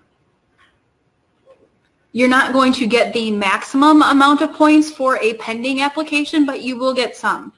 So in this case, the most amount of points will be awarded for the secured and awarded funds. Does anyone have questions about that? And I'll add on to that based on my point at the beginning. A lot of times what we see is a community will go secure a letter from a bank and a commitment as part of their geo debt or bonding or whatever it might be. And that's okay, but oftentimes with that you might be applying to the DNR for funding or somebody else. If you intend to use the DNR but don't get it, you can't, I guess, delay your project by not using your committed bank statement. If you need to do fundraising after that and that pushes the project and delays it, that's where we're saying, well, that's when we're going to pull it. Okay, so there can't be a delay for not using the funding that you have submitted in the application and committed. So Mark just went over this slide. Oh, I'm sorry. I didn't see that slide. So essentially, yes. So you can't delay your project because you didn't get funding from some other source. If you get funding from some other source, that is fantastic and that's great, and go ahead and use it. But you can't delay the project because you're still trying to find that funding source and you have a bank letter that says that you're approved for $500,000 per match. So if your project would potentially be delayed because you didn't get those other funding sources, you then have to use that bank letter. We had one question come in from the webinar, and it was safe drinking water loans. Should those be put under the other public funds column? Correct, yes. Generally, the other public funds are grants, loans from DNR, from the EPA, from wherever it might be. Those are other public funds. They're not from the CDBG program, but they're from some other program, and they're public in nature. So this is, once again, the table. So the source is the City of Yorville utility account, and they have committed $50,000 to the project. Those funds are committed and secured, and in order to prove that, potentially, the City of Yorville might include their bank statement that says that they have $50,000 in their account. So just a note with that, because we do questions, what's the difference between committed and secured? So you might have $50,000 in your water and sewer account, but as far as that being designated and approved to be used for the CDBG project, that would take your board or council's action to do that. So that's where we're looking for committed. It's in the account and it's been committed by the board or council or whomever, the authorizing party, to be used for the CDBG project if needed. Within this project, we also have the Friends of the Yorville Library that have committed or that have pending and secured and other amounts in $100,000. We have a DNR Clean Water Fund in the amount of $750,000, and those awards are committed. And then we have a DOT amount of $100,000 that is committed as well. Here we go.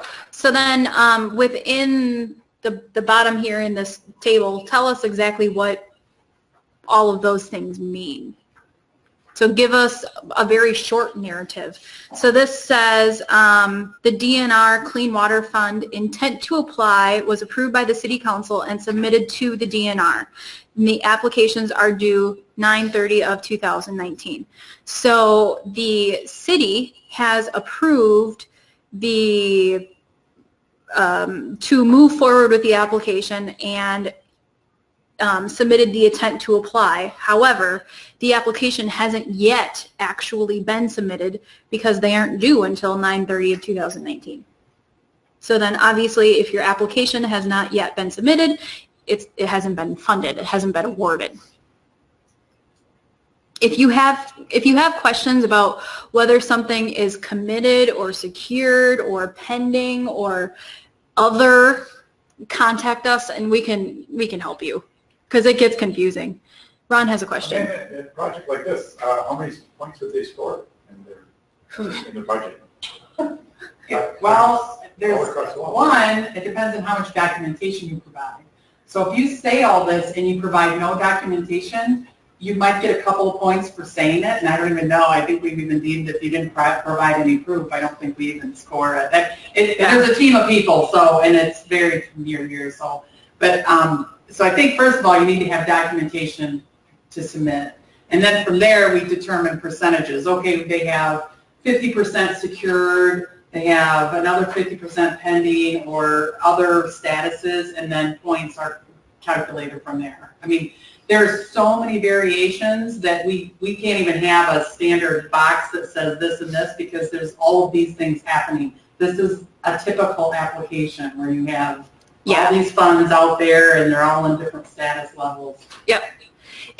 If however, you have a project and you are just using all municipal funds and your board has $500,000 in an account and your board has authorized $500,000 to be used for that project, good to go. As long as you provide the supporting documentation that Proof. shows you have the money and the board approved it. Yes, so the supporting documentation is very important. So make sure that you submit the authorization from the board to use those funds and the bank account as well, showing that you actually have $500,000. So that's like best case scenario, but we see these types of, 4 different funding sources and they're all at different levels of commitment. This is common. Dale. Or a letter from the bank saying support for the entire match is the same as, what would also give you the maximum points? Yes, yeah. It depends on the bank letter because bank letters, we've seen all kinds of language from we would be approving, be loaning if they accept within, or we would, there's so many different languages in the bank letter, but if the bank letter says, yes, they are qualified and we will loan them this amount of money or this line of credit has been approved and the council has accepted it, yes, that's a 40-point And it could be contingent application. upon receipt of award of the Contingent, yes, it can be contingent upon. And to add on to what Angela says, and that's why we can't say if you submit a bank letter, you get so many points, because we've had bank letters where it says, we'd be happy to work with the community to secure a loan. And that's not really providing documentation that you have. So even on the language in the bank letter, it does matter what it says. But just for our purposes, if we have 2 to 1, so for example, on a $1.5 million project, if we have documentation that the community is committed for $500,000, they have everything in place, that's 40 points. You should get it all. Okay. yes, and you include a bank statement and a letter from the council that says that you are using that. Once again, that documentation, that supporting documentation is what can make the project, because you telling us something is great, but if we can't see that it's actually there, we're going to award you less points if the supporting documentation isn't there. So within the PF application, there is this form, and essentially fill it out. Make sure that everything that is submitted is in the application. I'm not going to go through all of these. Just make sure that you go through it and make sure that all the requirements, all the attachments that are supposed to be there are there. And right now, the public facilities application says it is 34 items. Some of them are required, some of them are not required. If you have an income survey, you're going to be submitting a lot more attachments. If you are not doing an income survey, you're probably not going to be submitting as many attachments.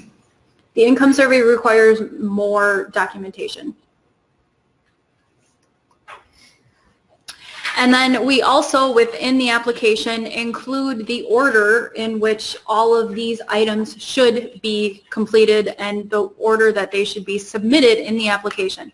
So there is citizen participation plan, or citizen participation, and then complete it in this order. So number 1 is the adoption of the plan. Number 2 is the public hearing notice. So just make sure that you submit everything in the order that it's given. It makes our lives a lot easier, and that's the way that we want to see it. So the application must be submitted by mail, or you can drop it off. It has to be submitted. We don't accept essentially electronic applications. Electronic applications are not accepted. It can be submitted by mail, or it can be submitted in person. One application must have an original CEO signature, or the chief elected official, in part 2, and the CEO initials in part 3. The application must be unbound, so no paper clips, no staples, no spiral binding. You can include them by rubber banding them or binder clipping them together in order to keep the pages together. That's fine, but we don't want staples. We don't want paper clips. That doesn't mean, okay, we're going to put a binder clip for each section. No. Yeah, one big binder clip. One big binder clip. But that's not even necessary. I mean, if you have an envelope, we take care of it from there. All materials must be on the standard 8.5 by 11 paper. Must be succinct and follow the page limit requirements. So in your attachments for the project need, 20 pages. If you submit more than 20 pages, we're not going to look at them. So don't submit them. Non-compliance may result in the application being ineligible. So make sure you follow it. And incomplete applications will not be reviewed. An incomplete application is the application but no attachments. An incomplete application is an application that's not signed. An incomplete application is the planning application that was meant to be submitted for the PF program. Make sure you also submit the correct application. Any questions? We do have some webinar questions. What documentation is needed for other funds? For example, the Friends of the Library. A letter from the Friends of the Library saying that they have committed $50,000 to the project, and a bank statement from the Friends of the Library bank account that shows that they have $50,000 would be ideal.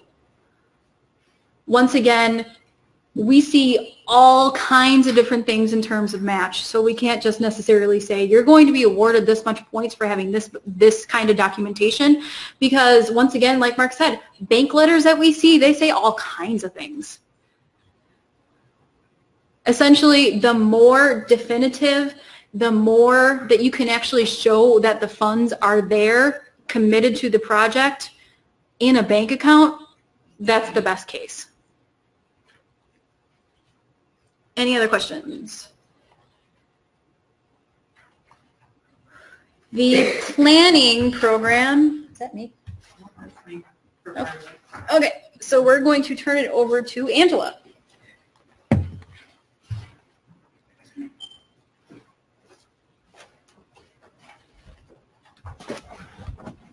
So we're going to cover this a little bit when we go over attachments, but just backing up a little bit with what Amanda was talking about with that checklist of attachments.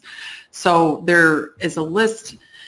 With that list of attachments, it identifies things that are required of all applications, and then some things that are required only if it's applicable, meaning depending on what you have to submit as it relates to the nature of your project.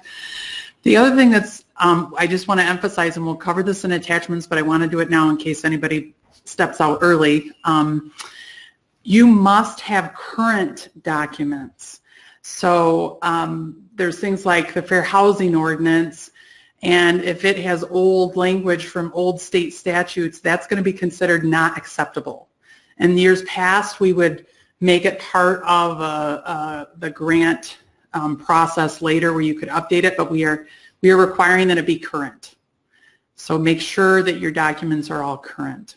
If you have a citizen participation plan, as long it may have been adopted 2 years ago, but it's still applicable and in place, there's not anything replacing it, that can be considered current. But just know there's certain things that you must have current. You can't have old statutory language and ordinances and things because it's considered an old document, not up to date, therefore not complete. Okay, so planning. This will go over a little more briefly just because there's not a lot of difference between the planning and PF as far as the sections go. I'll spend a little more time on the sections that are a little bit different, but the applications look very different. But as we already covered, the big difference with planning is we accept it year-round. So this is not part of the competitive application process. This is an application that if you're eligible and you have a complete application, you'll be awarded funding as long as there's funding left to award. So kind of nice.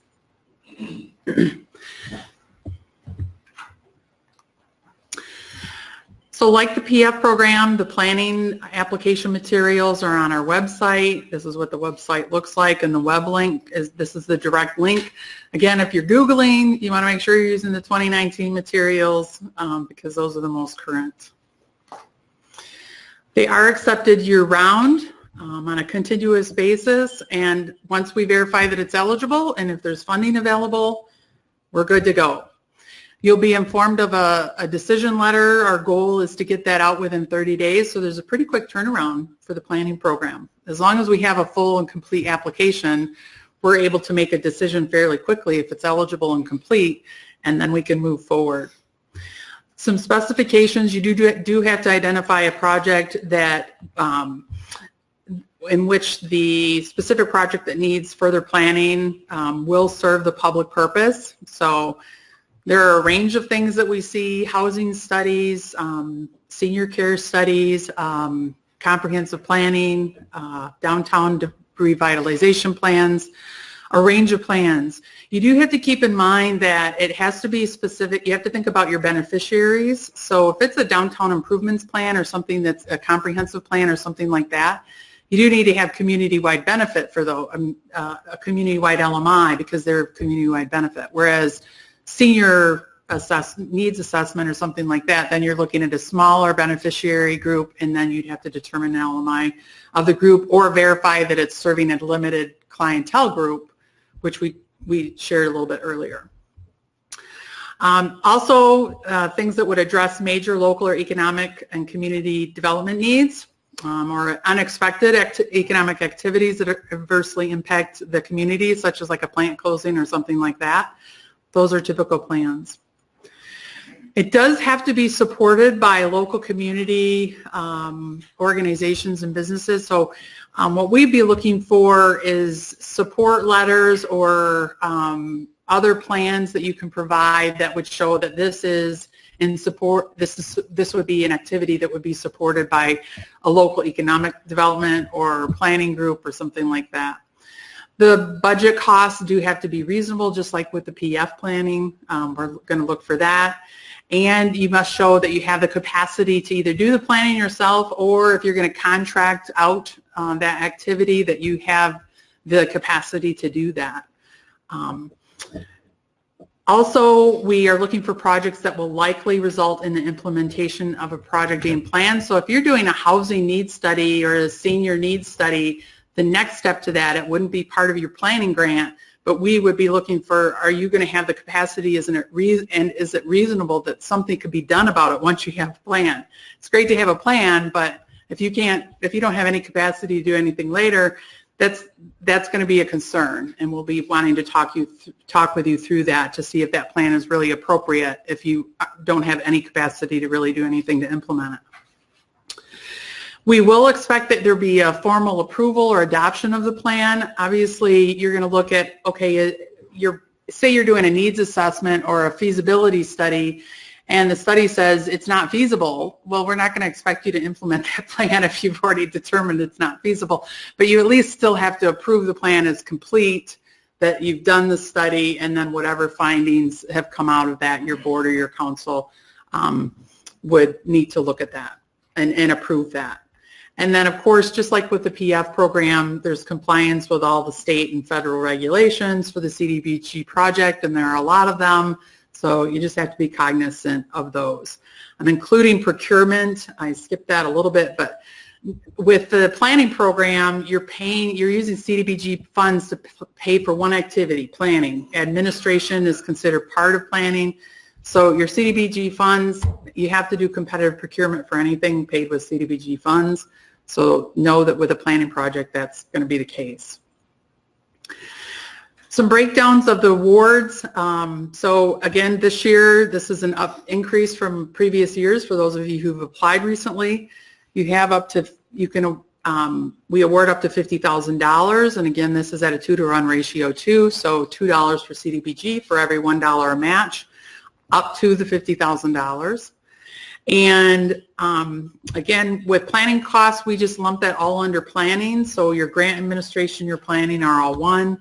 If you're using 2 different firms to do administration and planning, we're still going to count all as planning, but we'd be looking for you to, we'll talk with you about how you'd apply funds for match and for the CDBG funds to make that work as far as complying with procurement requirements and those sorts of things. The timeline, a little bit different. Obviously, the applications are available and have been available, and we are having the trainings just like with the PF. But the application due date is open, so you can apply anytime. We hope to get a response to you within 30 days. That's our goal. And like with the PF program, we expect you to be able to accept the award and submit all of your pre-agreement documents within 45 days of that award. We'll look for you to attend your grant administrator and a representative from the community, if different than your grant administrator, to attend one of the 2 implementation trainings we talked about that will be held in the fall. If you get awarded, say in December of 2019, say you don't apply for a planning grant until November, then what we'd be looking to do is either have you attend the next implementation training, or what we may do is work out some one-on-one trainings, and obviously we'll have some things online for you to review, but we may do some one-on-one technical assistance with you to get you up to speed and make sure that you're complying with you're knowledgeable of and complying with all the requirements for the planning grant. So you may be attending a later implementation training, or we may be doing some individual training with you. And then we would expect to have the grant agreement executed within 90 days of acceptance of award. We really like to move those along, and we can if we get your pre-agreement documents. The reason we'd like to, as I had stated previously, we have expectations, HUD has expectations of timeliness of expenditure of funds, and so we do look for that, getting that grant agreement executed as soon as possible so that you can move forward with your project, because you do have planning activities that you have to get going. So we say within 6 months of award, we expect the planning process to start moving. You should be starting to have meetings or whatever it is that's going to be required for your plan. That should be moving forward at least within 6 months of award. We expect project completion, meaning the completion of the plan, to be within 22 months of award, and that is because we look for a closeout within 24 months of award, meaning your project is completed, You've requested a final pay request. Oftentimes with planning programs, there's usually only 1 or 2 payments during the grant process, but you've requested your final payment. The plan has been approved by your local governing body, and you've submitted it to Decker, to our office. So within 24 months, your award to the end of the project. Therefore, the plan completion needs to be completed within 22 months. That gives you a couple of months to finish up all the invoicing, get your documents together, get the completion documents together that we require to submit everything to Decker to finish out the project.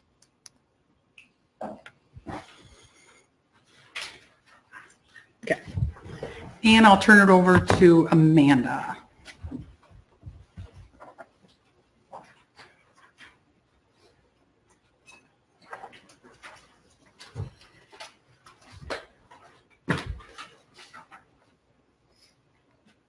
So what are the eligible projects and costs? Well, we can do comprehensive plans, as we stated before. Individual project plans, that means that you don't really know what you want to do, but you kind of have an idea. Maybe you have a vacant building that you don't know what to do with. That we could do. Community development plans are eligible. Capital improvements plans are eligible. Small area or neighborhood plans. Many of our communities are so small that you don't really have a neighborhood. It's just like a whole community. But if you have a larger community and you want to do a neighborhood plan, that's eligible. Local analysis of impediments to fair housing. Eligible. I don't think that we've ever done any, but it is eligible. Downtown revitalization plans, also eligible. Functional plans, environmental and historic preservation studies, all eligible projects.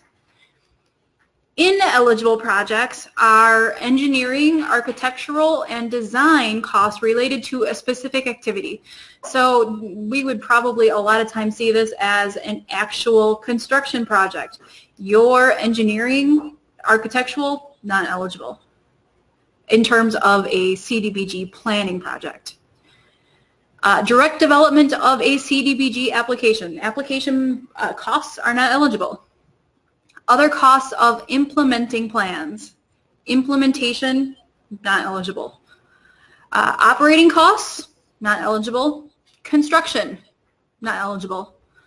Any otherwise eligible planning project costs incurred prior to the Decker grant award date. So make sure that you don't start a plan before you actually get the funds. Community-wide plans, we see a lot of those. They have emphasis of collaboration among community stakeholders.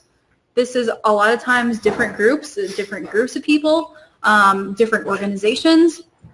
They will oftentimes address economic conditions, identify strategies to increase access to affordable housing, improve community vitality by addressing slum and/or blight conditions, or address other issues that will improve the well-being of LMI persons. So this is just a plan that would address the community as a whole. This is oftentimes a community or a comprehensive plan, a community development plan for the whole community. There are lots of different options. Site-specific plans. So this is what I was talking about before. You have a vacant building and you have no idea what to do with it. Site-specific plan. Plans that are plans and strategic development of activities. They may be for a specific neighborhood or district within a community or a specific site. So this could also, once again, just be a very small portion of the community. Maybe it's a 2-block radius. Maybe it's a very small portion of the community, like a neighborhood. That's a site-specific. Examples: adaptive reuse of a former hospital, a school building or other vacant structure, or potential use of a parcel of land. So you have a vacant parcel of land and you just don't know what to do with it. Apply for a planning grant. There are three review categories. Within planning, there are no points. So you have to complete the project need, the budget and matching funds, and the planning portion. So the differences between PEF and the planning application, they're very similar and yet kind of different. So part 1 through 3. Part 1 is, what is your plan? Who is the UGLUG? What are your open projects? All the same. Part 4, it's mostly the same. It's just that urgent local need is not a planning national objective. You can't have an urgent local need as a plan. Doesn't work. Part 5, project need. The idea is very similar, but what you're actually answering is different. So it's a half-page narrative that will address how funds will have a positive impact on the community, what steps will take place at the conclusion of the planning activity, and how is the community able and ready to implement the project being planned. And for this, the supporting documentation may not exceed 10 pages, whereas with the PF, it's 20. Part 7, planning, is explain how the project is consistent with or a continuation of a community long-range plan. A lot of times, we'll see this as a comprehensive plan. You have to redo a comprehensive plan every number of years. You're just continuing the comprehensive plan into the future. So really, those are the vast majority of differences between them, but make sure that you read the application closely and understand what you're agreeing to. The checklist for the planning application, very similar checklist, not quite as many requirements. Make sure that you follow them and include the appropriate attachments. Some attachments are required. Let's say if you're doing a slum and blight project, then you have to do the slum and blight. If you're doing an LMI project, then you don't have to do the slum and blight attachments. There are 30 items for the planning checklist. Make sure that they're all attached as needed. Once again, just like with PF, we give you the order in which the attachments should be completed. Please attach them in the order that we give them to you. Very similarly, you must have a pre-application meeting or a conference call. Usually that pre-application meeting is a conference call with Becker. Within that conference call, we just want to make sure that you have an eligible project and that you're not essentially jumping the gun. We want to make sure that your project is eligible and it meets a national objective. That's pretty much the two things that we are going to determine on that conference call. We don't want you to waste your time completing an application if you don't have an eligible activity or it won't meet a national objective. And this is required of planning only. This is not required of PF. It's only for planning. The conference call or pre-app meeting is required. Yes, it is required with planning. PF, depending upon the scope of your project, you might want to ask us a number of questions. And quite often we have a lot of communities that ask us a lot of questions. How do I do this? Is my service area okay? Those are all fine questions. Ask us as many questions as you need to. We want your project to be awarded. We want your project to be successful. So related to the planning application, submit it by mail or in person. Probably by mail is fine. It won't be accepted by fax or email. Submit one application and it must have the original. It must be the original signature and the initials of the CEO. Very much similarly to the PF application, don't staple it, don't paperclip it. Rubber banding or binder clips are fine. And just like Angela said with the PF application, don't binder clip the individual sections together, binder clip the whole application together. All materials must be on standard 8.5 by 11 paper. They must be succinct and follow the page limit requirements. So once again, that 10-page attachment, if you include 11 pages, we're not going to look at that last page. Non-compliance may result in the application being ineligible, and incomplete applications will not be reviewed. Questions? We do have one webinar question. How far back is it eligible for a plant closing to be eligible for a planning grant? If the plant closed in 2012, is it an eligible project to be submitted? Sure. There isn't a requirement necessarily for how far back a plant was closed. It could have been closed 2 months ago. It would still be eligible as long as it's a vacant building that you don't know what to do with. It's eligible. It could have been closed in 1985 and that would have been fine. Could have been closed in 2012. It could have been closed in 2017.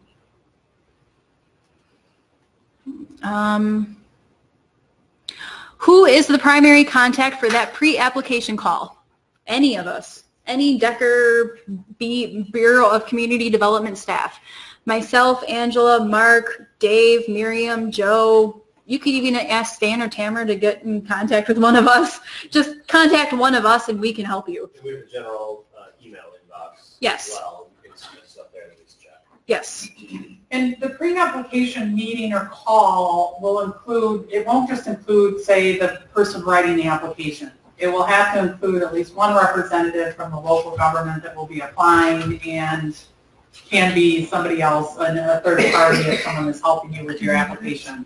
But it will be, you know, you'll have to have adequate representation for that call. Typically, there are a number of calls before that one to schedule, you know, you might have pre-questions that you ask and then we do the final call. But either way, we work it out. Right. If an income survey potentially would be required for your planning project or definitely for your PF project, we are going to be in close contact with you before you get to that planning stage to submit your application. So we are going to be aware of the project, and then once we say, yes, we agree with that your community is LMI or whatever the case may be, you can move ahead with the project. You know, we'll either schedule a call to make sure that everyone understands it, or it's also potentially a possibility that maybe we have already discussed everything because we've already had 4 calls with everyone to discuss the service area, and we've discussed all of the things that we may need to discuss. Essentially, when you're going to submit a planning application, contact us first. Application attachments is next. The citizen participation plan is a requirement. I'm not going to go through it. This is a sample. The sample is on the Decker website. It is included under both the PF and the planning attachments. It's required for both. Fill in the blanks where they are required. If you have an old plan from, let's say, 1999, you're going to need to redo that plan because things have changed at the state level. Complaints go to a different place. So just make sure that if you're submitting a previously approved citizen participation plan, that it meets all the requirements of the current citizen participation plan. So make sure that you read it. Make sure that you understand what it says. If your current plan says you have to notify the public of a public hearing 2 weeks before, make sure that you do that. If for some reason your plan says that you have to hold 2 pre-application public hearings, you have to hold 2 pre-application public hearings. That isn't necessarily a requirement of the current plan, but if you submit an old plan and it has that language, you have to follow that plan.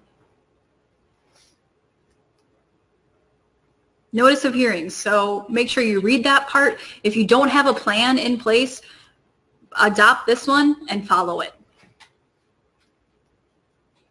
So we have a lot of questions, problems every year with the 2-week public notice, 14 full days. So theoretically, you are planning to have a public hearing on April 24th. The absolute last day that posting and publication can be on April 10th. You could have had the public notice on April 1st. You could have had it on March 27th. It just has to be at least 14 days. It can be 15, it can be 20, that's fine. Make sure that it is 14 days, 2 full weeks. And that's the date that the publication is released, correct? Correct. If for some reason the newspaper is available the day before, it is the official publication date of the newspaper. So in this case, if the newspaper is available on April 10th, but the official publication date is April 11th, you wouldn't meet that criteria. It has to be 14 days from the official publication date. And when you submit your application, we are going to want to see that affidavit of publication from the newspaper. And the newspaper will say it was posted on this date, and then they'll have the newspaper clipping, and then we will see that the public hearing was held on April 24th. It was held on April 29th, or it was held on April 30th, whatever date that it was. Just make sure that it's at least 14 days.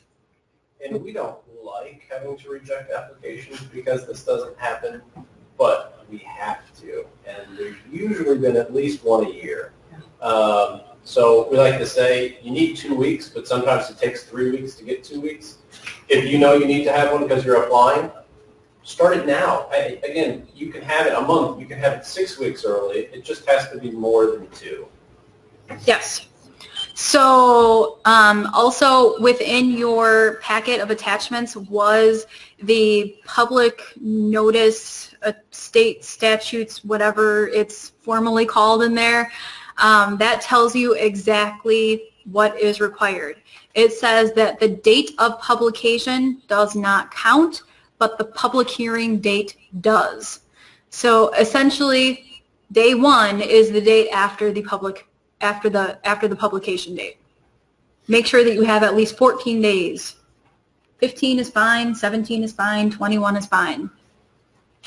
The stipulation related with the Class 2 is if your current CPP, your current citizen participation plan says we're only going to give a 1-week notice, that does not meet the Class 2 notice requirements. And so you're going to have to change your plan to be in compliance with the Class 2 notice. It's rare that we see that, but there are some older CPPs that have shorter notices, in which case you're going to have to change it to at least reflect Class 2 notice or 2 weeks notice or whatever. Yes. With the PF this is required for all applications, for PF and planning. With PF, if you don't follow it, you're not awarded. With planning, you're also not awarded, but because there is a first come, first serve kind of mentality with the planning grants, you can submit again. So it's important to do it right the first time, but in planning world, it's not necessarily the worst case scenario, but in PF world, it is. Once again, make sure that you follow the notice. Make sure that you read everything, that you understand it, that everything is followed as required.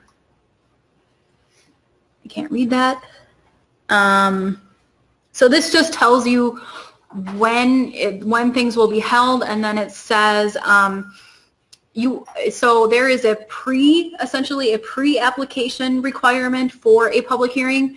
Then during the implementation of your project, you will also be required to do another public hearing, and that will essentially be informing the public of the results or the almost results of the project.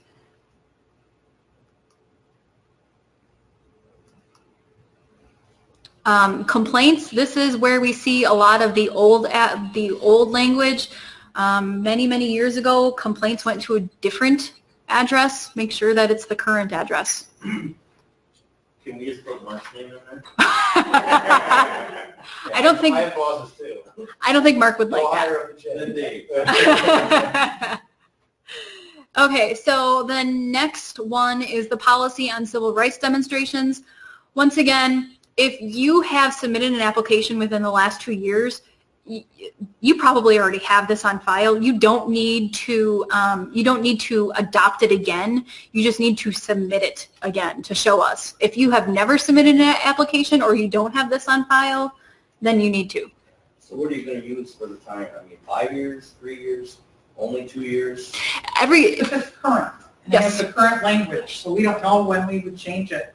Right. So we can't say it's good for 5 years because we don't know if something's going to come up or we got to change the language. So as long as the language on the excessive use of Yeah. force. The reason we know if you submitted in the last 2 years and used our template is because we haven't changed it. So we know That's what I'm that asking. yeah. When did you change it last? it was when we released the sample was the last time we changed it. So you're good. The heading might be called something different on yours, but as long as it has the language, go ahead and click the. These 2 items are things that must be in there, and it relates to prohibiting the use of excessive force and prohibiting the barring of entrance and exits. So I think 2015 applications, we just said submit your excessive force policy, and we actually weren't ensuring it had, we didn't know that there was specific language that we needed to be ensured were in there. So now we have it in there, and we say to use this template, make sure your policy has it, or revise your own policy to include it. Yes. So if you have something on file, just make sure that it meets what's on the website. If it meets all the requirements of what's on the website, it's fine. If it doesn't meet the requirements, then you're going to have to pass it again and include it in the application. Either way, include it in the application, because we don't necessarily keep things that were from 5 years ago. Include everything with the application. We do, but it might be in records in another building. We may not have easy access to it. So with all the applications, we're going to ask for a detailed cost estimate. With the planning projects, this is generally pretty simple. It's how much is your plan suspected to cost? Maybe it's $20,000, maybe it's $15,000. That's pretty simple. In PF, it's a little bit more detailed. So we're going to want to seek some kind of cost estimate. It doesn't necessarily have to be 100% detailed that it is 175.7 linear feet or something like that. Approximations are okay, but we're going to want to see some kind of detailed cost estimate. So just a note with this as well, and okay.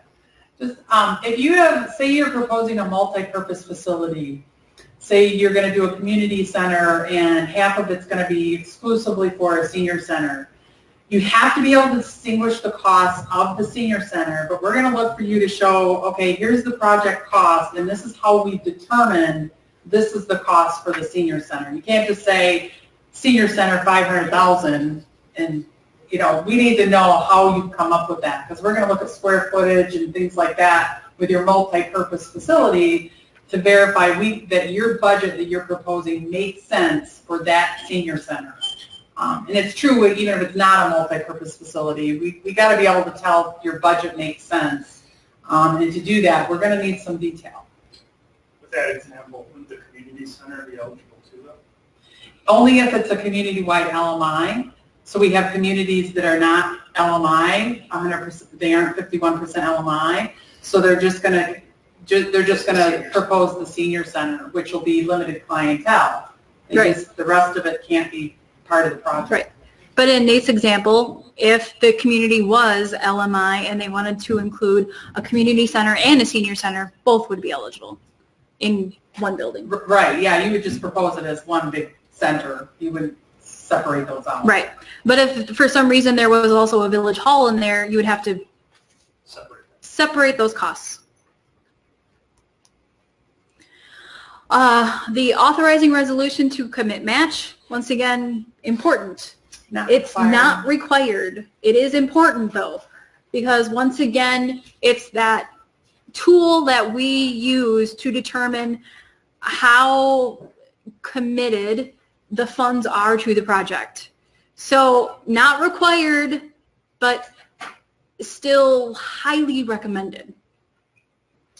So if you say that your board or council has committed 100% of the funds, and we don't see any board minutes, or we don't see a commitment, a resolution, I mean, minutes would serve the same thing, but we need to see something formal to say, yeah, it's committed. And this is just an example. So it gets you points. If you don't submit it, you don't get points for it. But if you submit it, you get points for it. Do we have any questions? No. Okay, I'm going to turn it over to Angela for the next couple slides.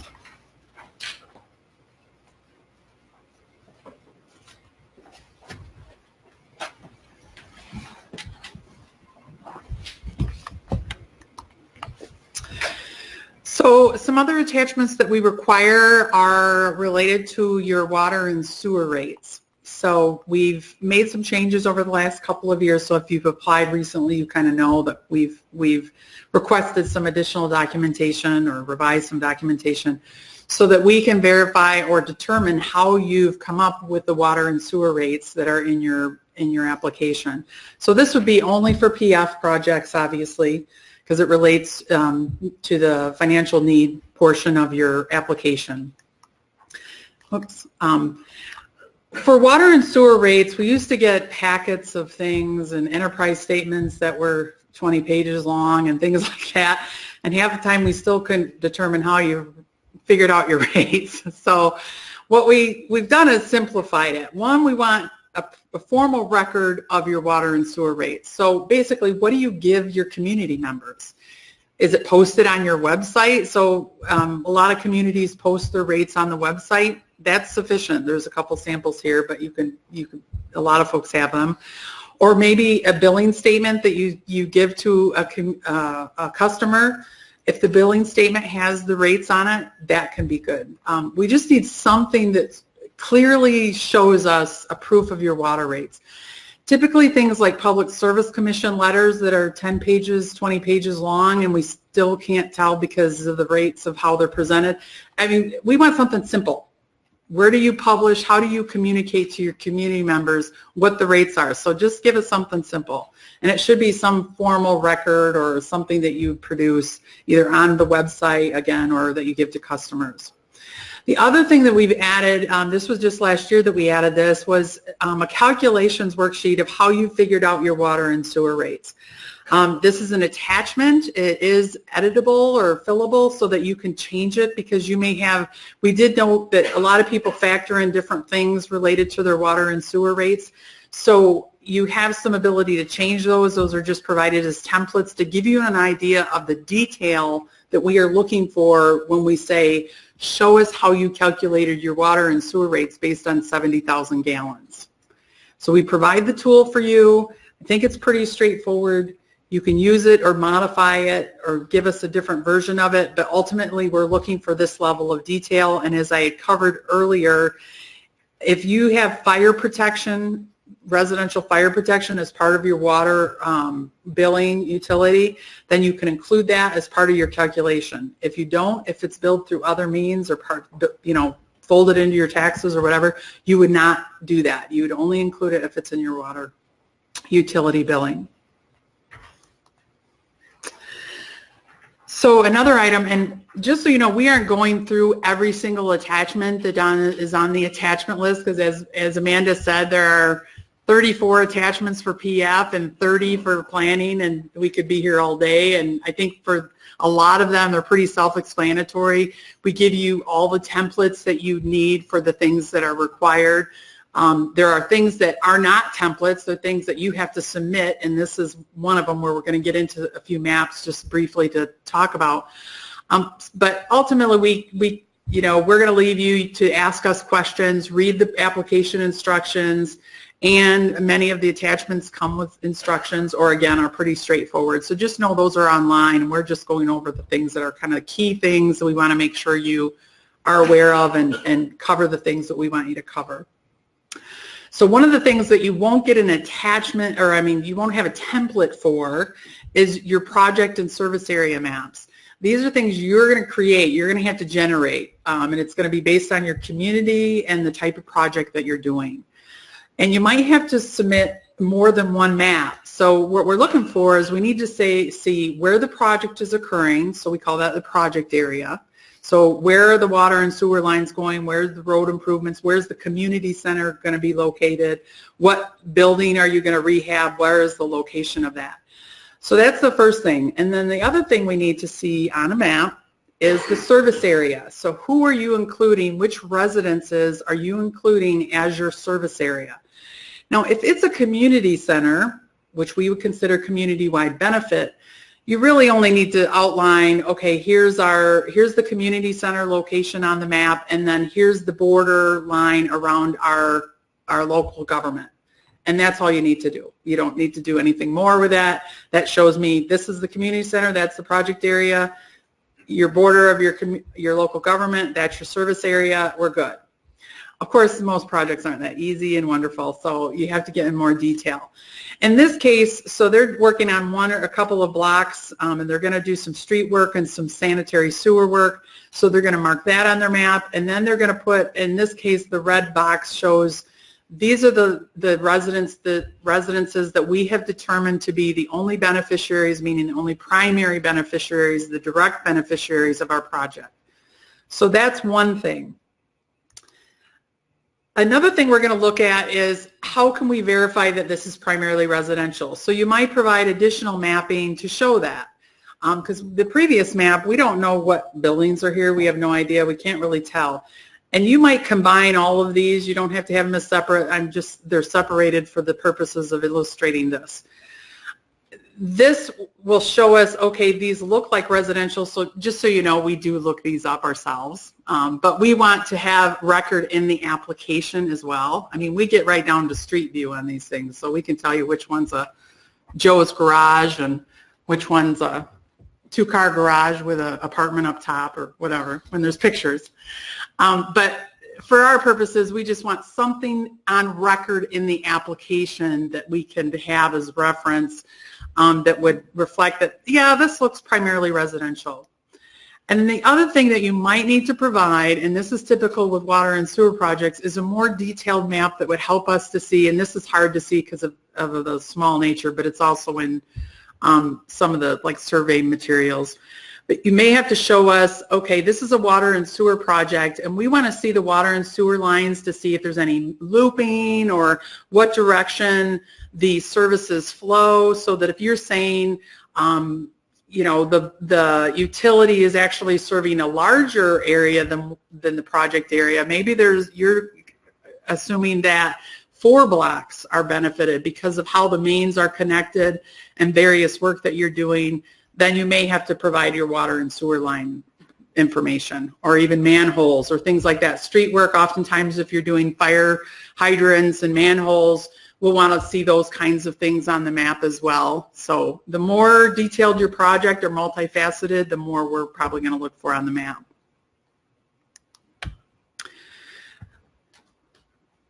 The fair housing ordinance, this hasn't, we provide a sample, but just as I had mentioned before, it must have current language.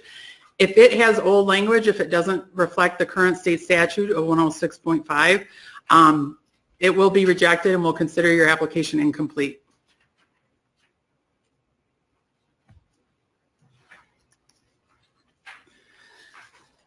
The potential fair housing actions, this is required of all applicants for PFN planning. You have to identify at least 3 actions that you will complete, and you actually don't complete these during the application process.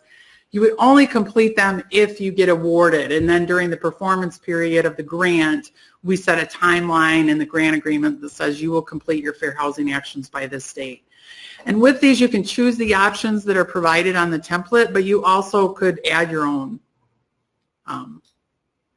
And the date of completion we do have is expected September 30th, and a lot of folks complete them earlier than that, but we do have a deadline that we would expect. Just one thing, you don't get any extra points or extra treatment for choosing more than 3. So if you choose 6, that's fine, but you don't get any extra points or anything for it. Yeah, so choosing extra doesn't give you extra points, and we actually had a grantee that ended up in non-compliance and couldn't collect money until they came into compliance because they did pick like 5 or 6 fair housing actions, and we had to hold them to it. So here they exceeded the requirements, but then they weren't in compliance, so then their money was held up because they were in non-compliance. So you don't want to set yourself up for something that you're not able to achieve either. The minimum is 3. You get no extra points for anything above that. So some things with the slum and blight certification. So this is another attachment. You are required to complete the certification form to just say we deemed this a blighted project, and you answer the questions here.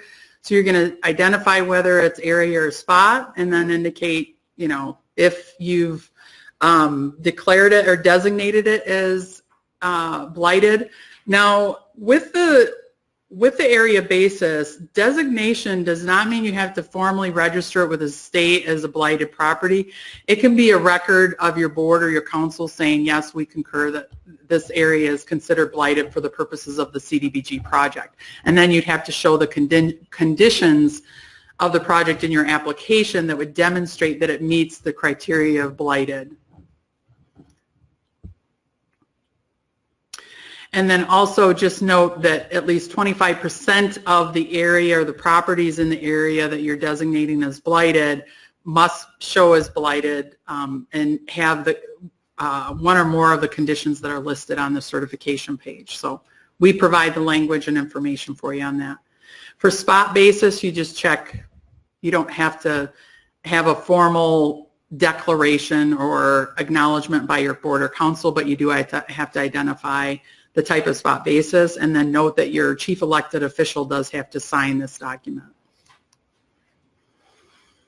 Another item, I'm not going to go into detail, but just so you know, all projects, including planning, PF and planning both, must have a residential anti-displacement and relocation assistance plan.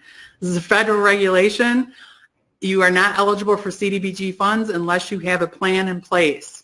So you must have one in place, and we give you a sample, but there are, even in our sample, there are things that you can add your own information in. The main thing is you have to show a plan for minimizing displacement. And I know this, folks in planning go, why do we need one? We can't do any acquisition or relocation as part of a planning grant. Because federal regs say you have to have one of these plans in place if you're going to get CDBG dollars.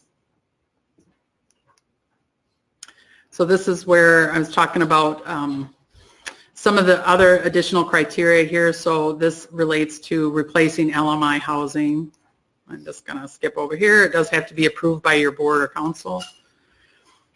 An item only required for PF, and it's required of all PF, is to fill out the checklist for acquisition, relocation, and demolition.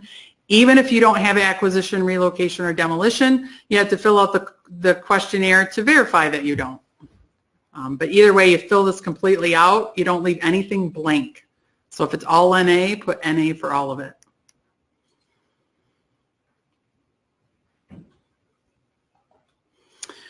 With all of these, just so you know, if you have yes for any of these, then we will be working with you to make sure you comply with all the requirements, and you will be subject to all the acquisition, relocation, and demolition requirements of CDBG programs. So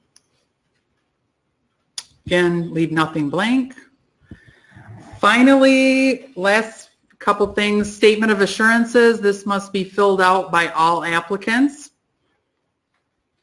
and signed by your chief elected official. And then the last couple slides for this program are just some web resources that we basically cite for the information or regulations that we state here in the application, as well as things that will help you with helping with your scoring in terms of filling in some of the questions related to your median household income and things like that.